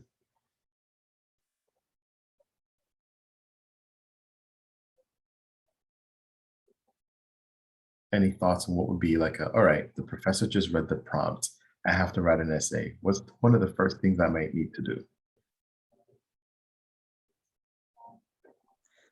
Maybe I guess like summarize the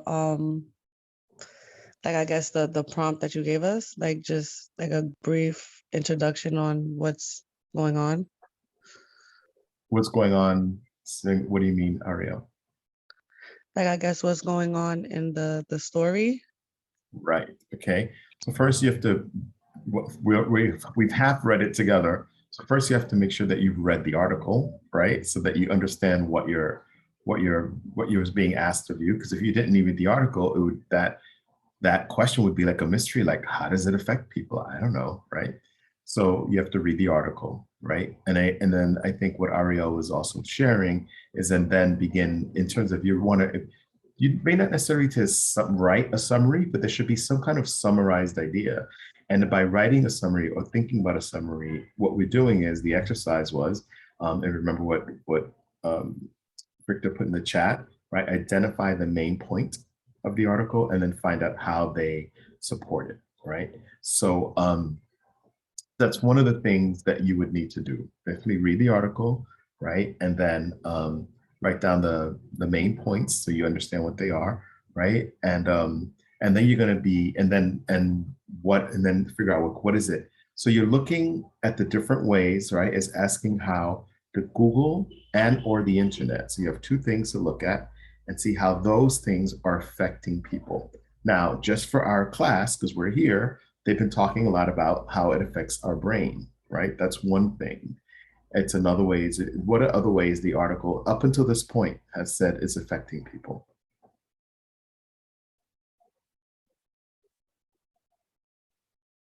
Can anybody think of an activity? Yeah, go ahead, Miguel. The way we view time.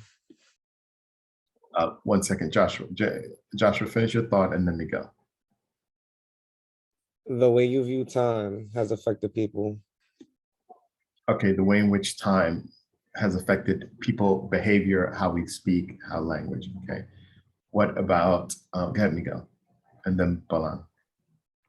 No, I was gonna say like it probably affects us on make us being lazy. like now, because we have all that information right away on the internet, it makes us our lives easier and also kind of like lazier, you know. So what I want to say to that, and Mbalang, you'll be next. Yeah, I mean your hand up, I guess. So remember that the ideas need to come from the article. So you can use language like we did in the summary. According to Nicholas Carr, or according to the article, Carr quotes this expert saying XYZ.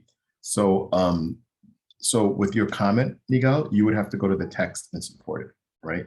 But think about the different ways, because this discussion is what we're doing a little bit with this discussion, or blatantly with this discussion, is basically the activity of outlining, right? So that if you are beginning the essay and that is your prompt, that you would say after you read the article, right? And I'm going to pause because we were talking, I want to talk a little bit about analytical reading, right? Which is a little different than when you're reading a novel, right? Because your brain is working and things are happening whenever you're reading. But analytical reading is similar to what we were doing in class, right? Where in a sense, if I were stopping to take notes, I could do that activity, where I could read a section and say, oh, so far in this section, this is what has happened. They're talking about how Google use affects the brain. And then in the next section, they're going to talk about how Google or this activity of web searching is affecting our ability to read, because by reading short works, our brains are getting used to reading short works, and it's harder for our brain now to focus on long works, right? So that might be connected to some of the laziness, right, that Miguel is talking about, but we would have to find examples of that in the text, right?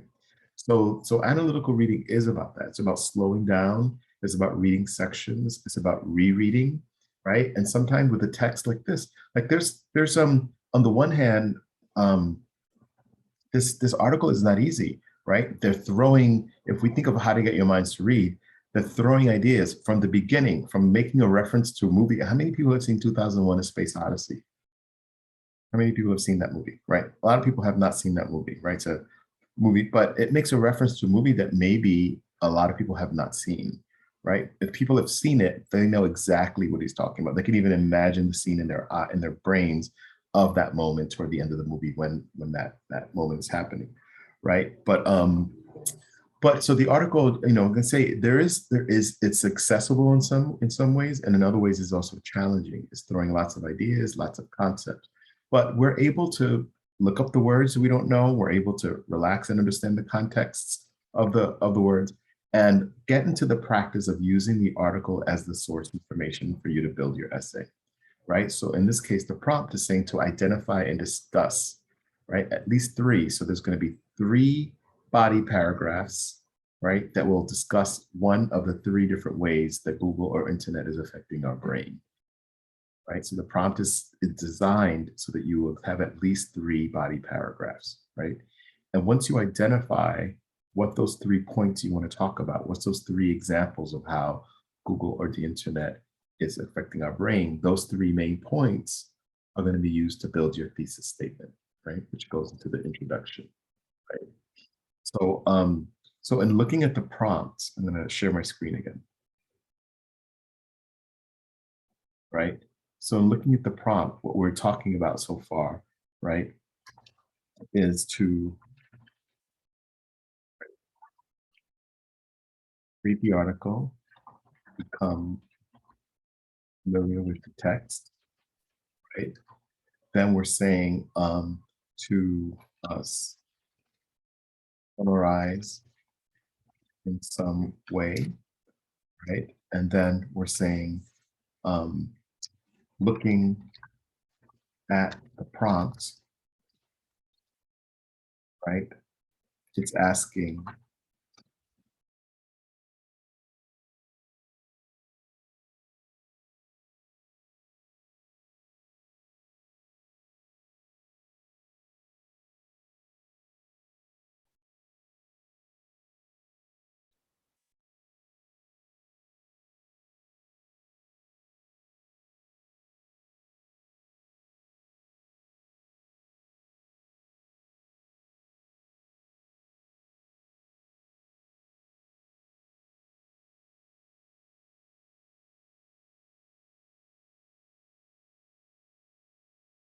right? So it's saying, when you look at the prompt, this is what it's asking for. It's asking for, when you say at least 3, right? That means what? It means if you do 2, is that enough? No. No, right? If you pick 5 ways that this Google's help or affecting people, is that okay? Yes. Yes, thanks. Like 2 is not enough and 5 is okay because it says at least 3. So there has to be at the minimum 3 ways, right? And it says it could be the way Google does it, and it could just be Google or just the internet, or it could be examples of both, like Google and the internet affect. And then it's saying affecting people, right? So it's how it's affecting us as people. And then it is some ideas that is, we gave us that express it.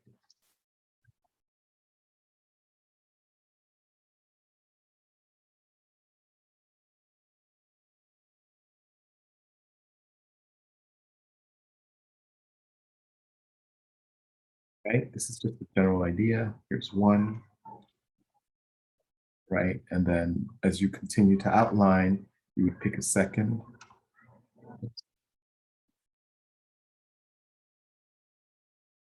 reason, right?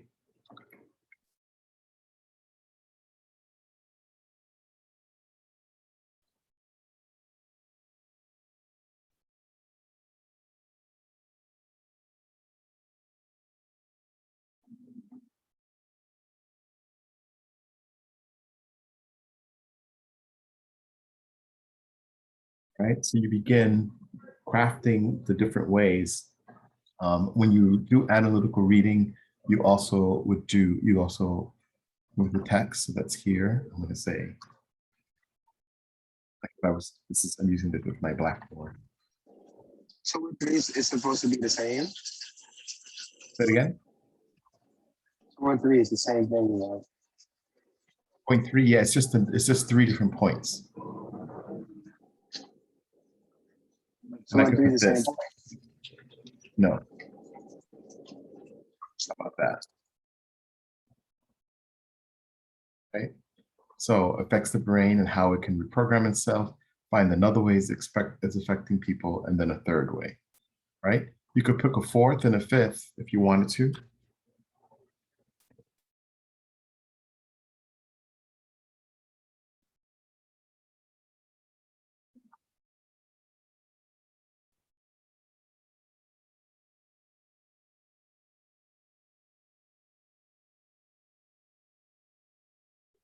The Wayne was just doing it, right? But it has to be, but it can't be less than 3, right? So then you would begin crafting your essay, right? You could, from your points above, your thesis statement, right? And then you could begin your intro, right? Which would be, you would need to, for the intro one, you need to name the author and the title of the work, right? In this case of the, I'm going to say article. 2, you have to include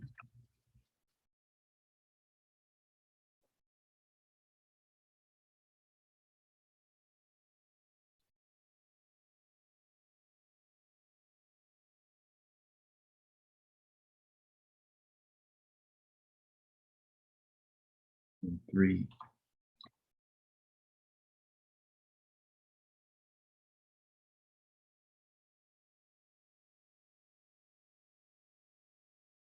Okay, so your introduction will include the thesis statement, right? Which will state at least 3 ways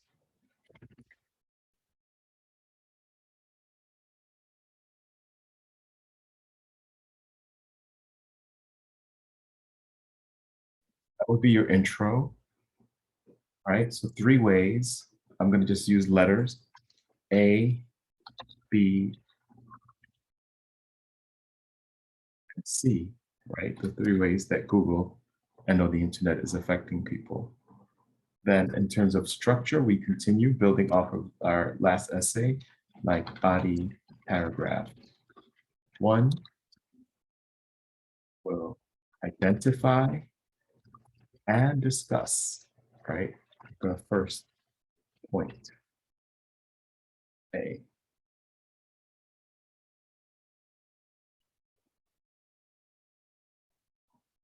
I'm doing a little bit of shorthand.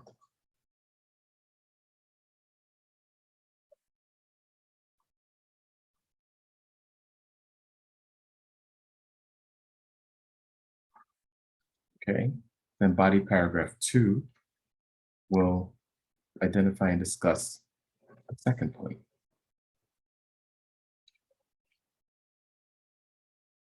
B in your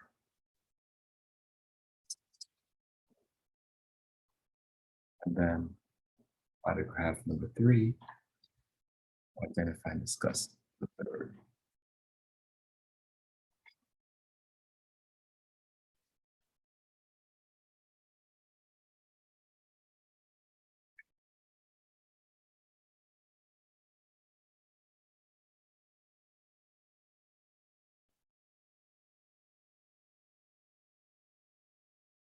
Then we would write a conclusion. Okay. So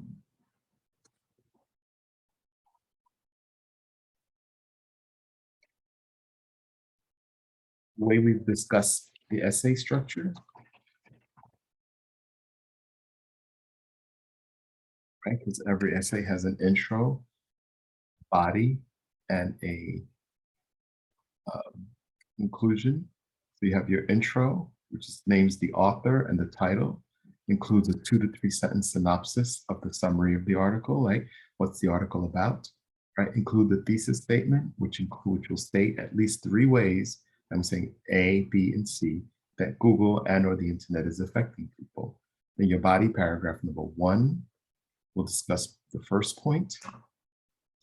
Body paragraph number 2 will discuss the second point. Body paragraph number 3 will discuss the third point, right? And if you have 4 points or 4 ways or 5 ways, there'll be a D and an E, and there will be more body paragraphs to pertain to those. And then at the end, you write a conclusion, which is restating elements from the thesis statement and also commenting on or sharing what has just been shared in the article, not necessarily introducing anything new. Okay, so that was just a quick review of formatting the essays. So and you have the prompt. So what I'll do is, I'll put that, what I just did, I'll just save it and put it on in the discussion board so you can see it. But that's the important thing to look at a prompt, right? Because it's asking you to do 2 things, or several things. One is to at least 3 items, right, that affect how Google or internet is affecting the brain. And then it said identify and discuss. So identify means this is one way, and discussing it means here's an example from the text to support it. The reason why that example from the text supports it is because here's the connection, this is what it means, right? So the explanation, discussion, right? You can, and if we think of the elements of a body paragraph, right? The stating, the identifying is the topic sentence, and then you discuss it by supporting it with evidence from the text, and then you do some kind of concluding sentence to conclude the body paragraph, and you move on to your next body paragraph, and you move on to the last body paragraph if you've only got 3. So I'm going to pause and see if there's any questions about the structure or about the prompt.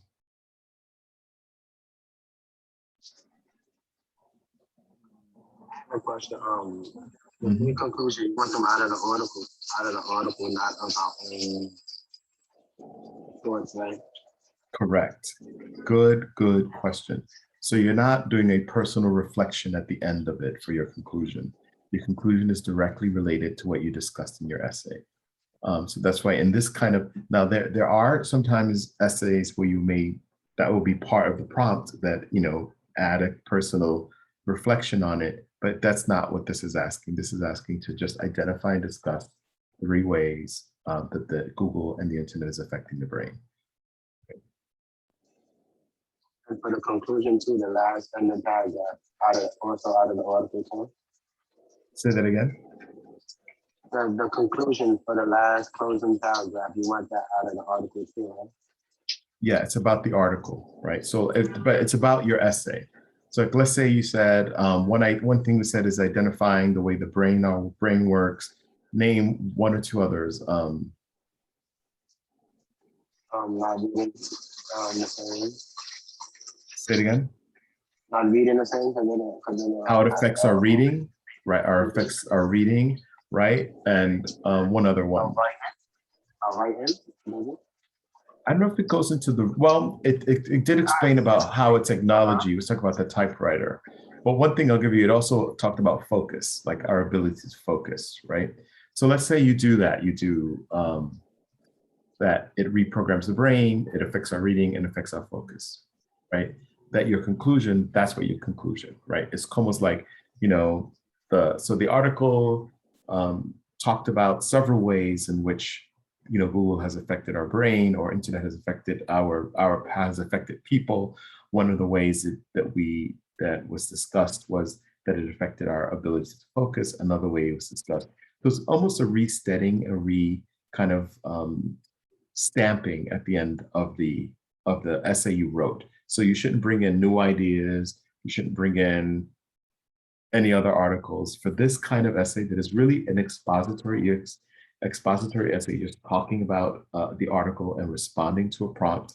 It's not argumentative. It's not, you know, doing any of those kinds of things. It's really just stating, it's your capacity to read the article, understand the article, and lift something out of it and respond to the question in relationship to the article. Any other questions about the structure of an essay that I just repeated, because we've been doing this for the last couple of weeks, and also, or the prompt? Any questions about either one?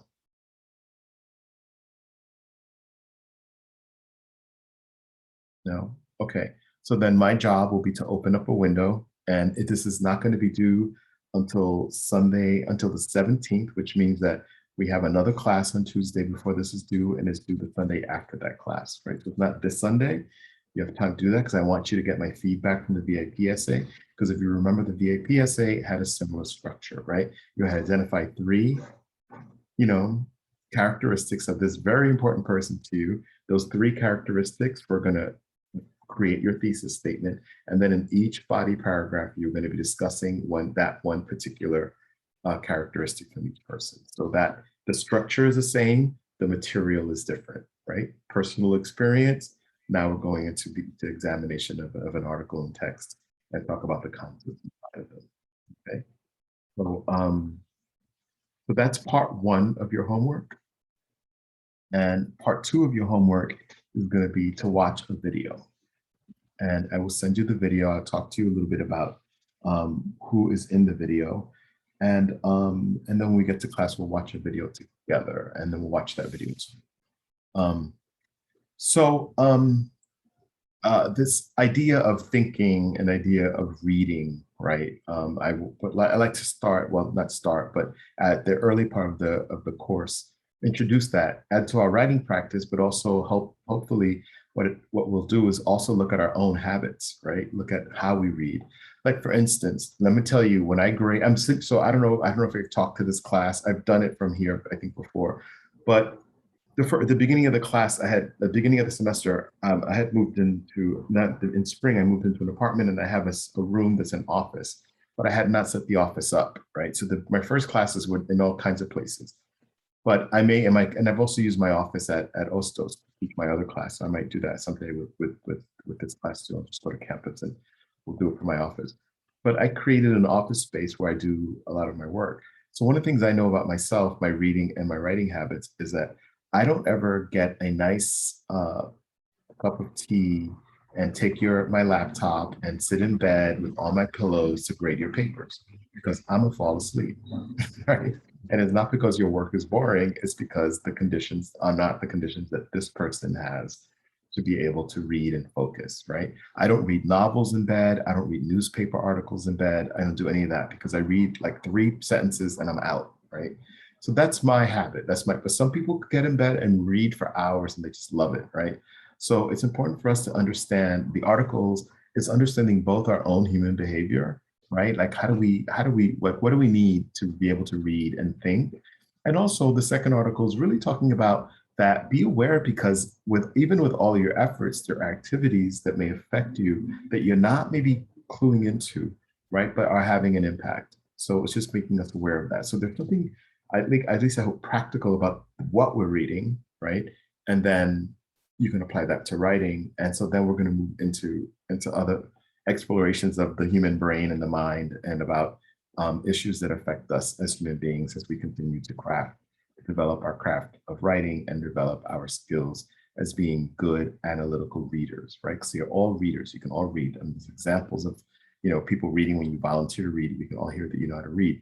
But becoming an analytical reader means a deeper exploration.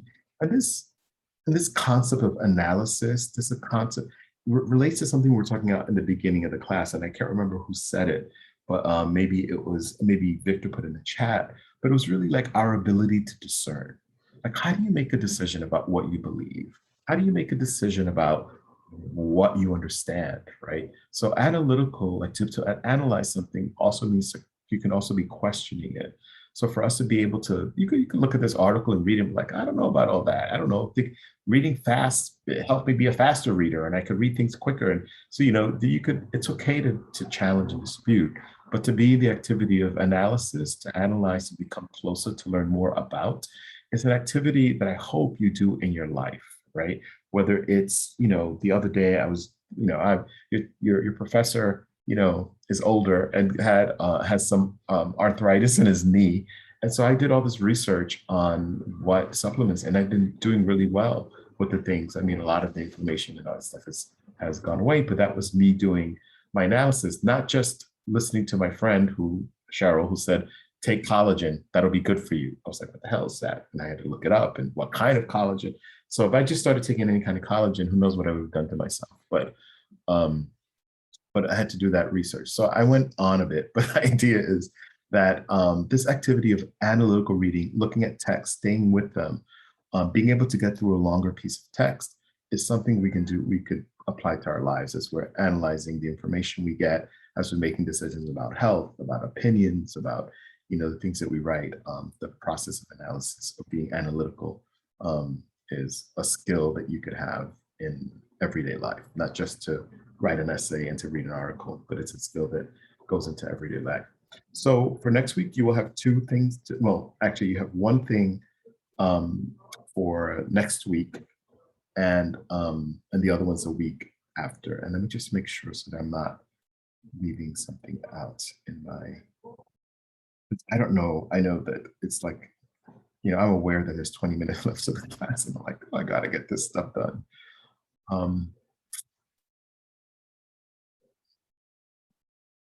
Just bear with me 1 moment. And then I'll talk about the video that I want you to see. And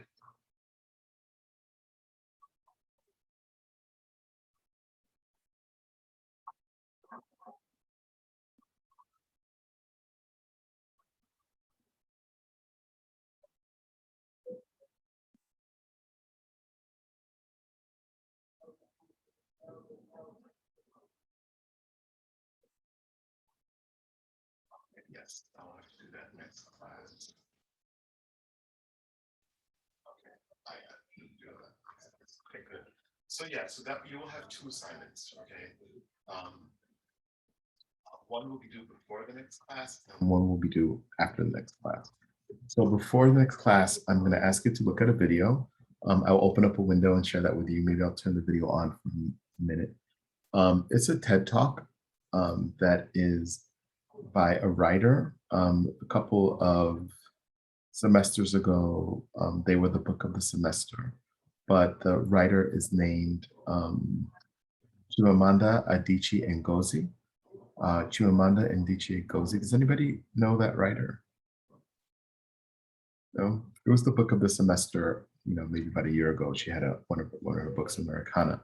But Chimamanda Adichie Ngozi is a Nigerian writer. She is probably, I think, like in her 40s, maybe. That's her age. But she's won a lot of awards, and she is a wonderful thinker. And so she wrote an essay, but read an essay as well called The Danger of the Single Story. And she did it as a TED Talk. The TED Talks, if you haven't seen them, they're about 15 to 20-minute talks that they invite, I think I want to say experts, or I think knowledgeable people in a particular field to share on it. So she's a writer. She mainly writes fiction, but her fiction is realistic in certain contexts, and also deals with issues that resonate closely with her and her culture, and I think, and also a world culture. But so her story is Danger of a Single Story, and that's what you will. It's a video. I'm going to also provide the text for it, and so you could also read the essay in addition to seeing the video. And then it's you're gonna watch it, right? And there's a prompt that you're gonna respond to. And the prompt is basically, her title is Danger of a Single Story. And I said, so the prompt is, what is the danger of a single story according to Chimamanda Adichie Ngozi? So I'm gonna ask you to explore that idea. Like, what is the danger of a single story? What is she talking about? What is she saying the danger of a single story is, right? So that'll be your assignment that'll be due on this Sunday, and then the following Sunday will be the Google prompt. And I'm not overloading you with a lot of homework for this next one, because I want you to start thinking about, I want you to really do some analytical reading of the Google document on your own. That's your responsibility. We did half of it together, more than half the article together today in class. So you should do the rest of it. And and to think about it. I think maybe I'm going to add an assignment. How about that, since it's short? I'm going to add the assignment that for you all to write your thesis statement, right, for your Google article. That we'll have that will be an assignment you have to have for next week, so that by the time you come to class, you would have read the article, done that outlining, and at least crafted your thesis statement. So we could look at your thesis statement and have a discussion about it. Video, we watched it in my advanced class for culture shock. Oh, cool, excellent. Great, so you'll be able to share more, Joshua, with us as a.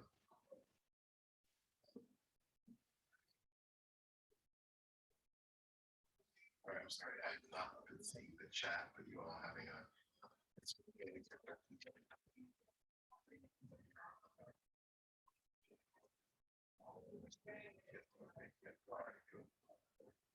Yes, okay. Yes, there's lots of work that you have to do. There was something a little bit about extra credit. Don't worry about extra credit at this moment. Specific assignments for extra credit, and you'll be able to handle those things. So right now, let's get through these assignments. Victor, I stepped in it. That's why. I mentioned something about extra credit a couple weeks ago, and I think forget about it.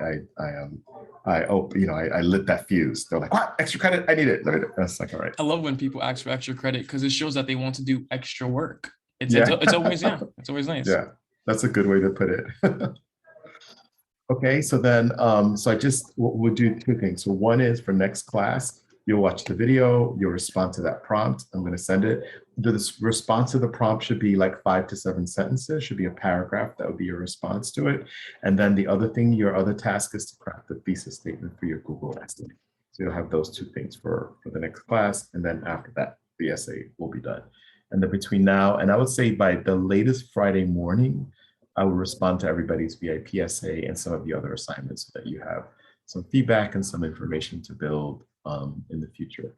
And then Victor, based on that, my grading, the next week class, we're going to look at the videos, we're going to have a discussion. There's less bullet points. And part of it is because I'm going to create space for us to workshop some of the VIP essays and all that kind of stuff. So we'll have some time to be in rooms together and all that kind of stuff. So, so you can stretch and get ready for the next class, Victor and everybody, so that we could do that.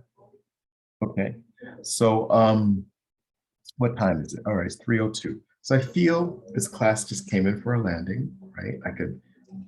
add another piece, but I think we're good. I'm going to pause if there are any questions. I'm going to hang out here, as well.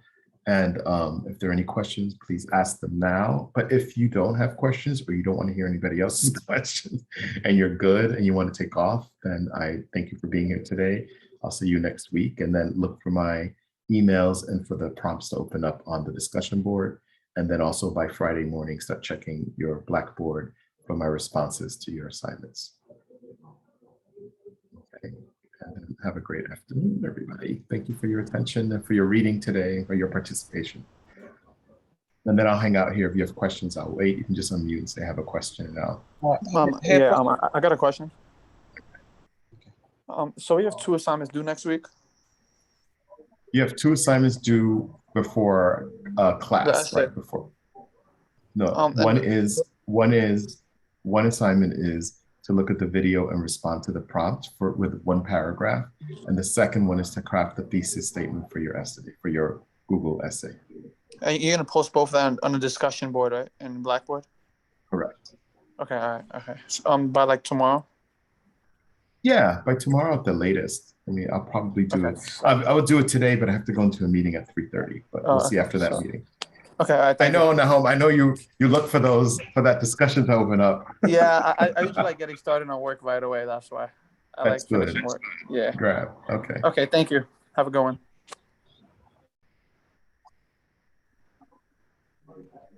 Okay, Victor. Thank you, class, and I hope everyone has a great day. Hope to see you guys soon. See you around, Professor. Hey, Professor, I have a question to ask. Yes. I know last time I didn't do my last assignment, the VIP one. I know it's true. I did the other one. The last one I did not do because I'm having trouble. Like when I first got this computer, I installed in a Microsoft Word. So I was able to use it for my last maths class assignments. So, but for this one, for some reason, I think it expired. So I'm trying to contact, I don't know, the school, because my friend told me that they could help you to install that for you for free. Yes. I contact them, but still now they didn't get back to me. So I don't know what to do. Yeah, try them again. Give them another call to find out what it is. And let me see, Malang, and I'll also send them a note. Right. I'll send them a note as well. Okay. But give them I mean, I had an issue as well, and it took them a little while to get back to me because half of them are not in the office, but I mean, they should respond as quickly, but apparently their office. What is the best way? Send them an email or what? Both. I do both. I call them and leave a message, and I send an email. That's the student center, right? Say it again? Student center? To EdTech. Say it again? With the education technology. Okay. Do you have it? Let me just see if I could get it real quickly. Okay.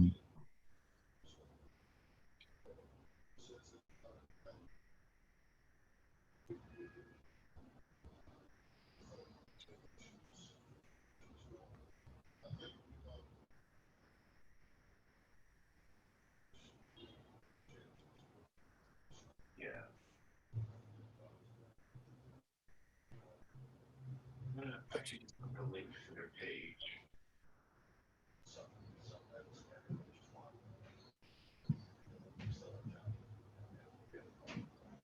I'm going to just put the link to their page in the chat. Say it again? In the chat, I put the link, and the link right at the top is the email and the phone number. Oh, I got it. Thank you. Okay.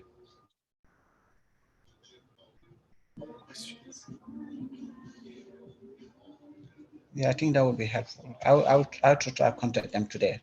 Yeah. All right, thank you. You're supposed to be able to get office for free. Okay, thank you. Aaliyah,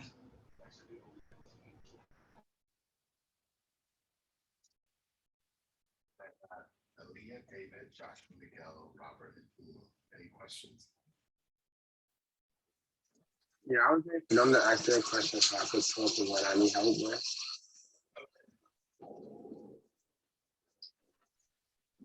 And You sound really low. I can't really hear you. It's hard to hear you sound. I said I was just waiting for them to ask their question so I can ask what I need help with. You're gonna write it down? No, I just need because I need you to check the last two essays I submitted and is that the way you want it? Because you told me not to post it to other. Because I'm used to the Blackboard on the app. I'm not used to the one on the computer. It's like still kind of boring to me. Right. Okay. Hold on a second.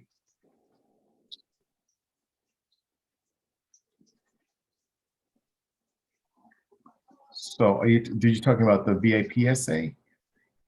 No, I have another question for that one. For that one, I submitted it and you told me you did correction. But the only thing correction I could find is you asked where the thesis is at. That's the only correction I could do. That was from before, right? Let me just see, because I haven't checked the all right, so this one is telling me that I need active. Your mic is low. Yeah, I think it's been doing that the last 2 days. Can you hear me now? Yeah, but it's really low. Can you hear me now? Is it any better? Yeah, I can hear you, but it's low.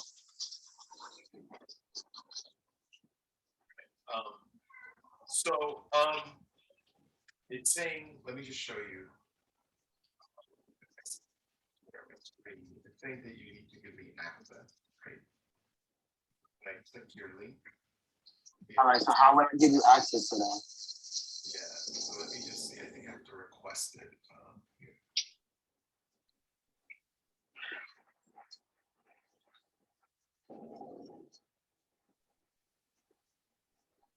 That's apparently sent the request.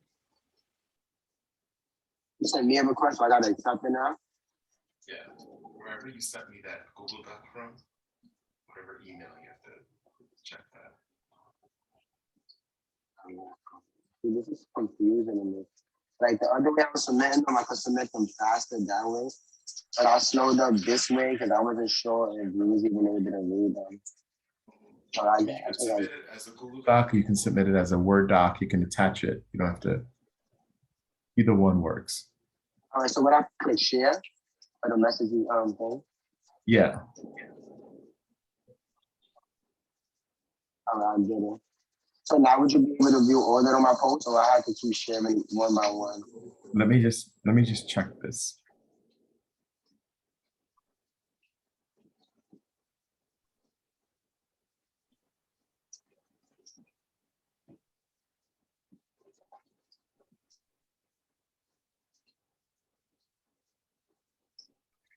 In your VIP essay.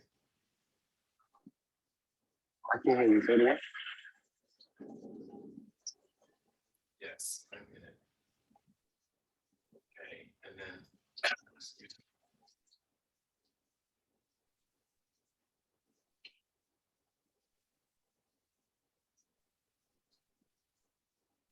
How do I unlock it where you don't have to ask permission no more? yeah, there's a way to do that as well. There's a way, let me just, I'm gonna share my screen a second. I'm gonna show you how to do that when you send me an article or send me something. When I return it, I can make it private again. Only you can see it. But if I go to, let's just say, even today's assignments, right? That when you go up here to share, right? Every Google Doc has that little blue button to share at the top. And then one of the normals are only restricted or added, restricted only people added to this can open it, right? Or you could hit change to anyone with the link. You change it to that, and then also add editor. You copy the link and then you're done. So now it says anyone with the link and it says editor. That means I could look at it and make my changes directly onto the document. Right. All right. So if you do, so we do that with yours. You go to share and you make it anyone with the link, then that means I should have access to it. Either that or you have to put me in this up here. You have to add my email, whatever email you're sending it to up there if you want to keep it private and you want it just to be between us, I have to be included in that. Otherwise, it'll happen what just happens, that I'll get a note saying that you need to share it. I'll send you a note and maybe probably send you an email, and then you have to go in there and share it with them. And another question, one of your essays, actually, the one I was doing, I think on the 3rd, it said 3 to 4 pages, but as I'm reading everybody else's, nobody did even more than 1 page, and I didn't want to submit it late, so I submitted 1 page. Was that a 3 to 4 pages essay? Yeah, the VIP essay is 3 to 4 pages. So I have to redo that one, man. Yeah. I'm so backed up on everything. All right, another question. What's the other question? All right, the VIP that you get the correct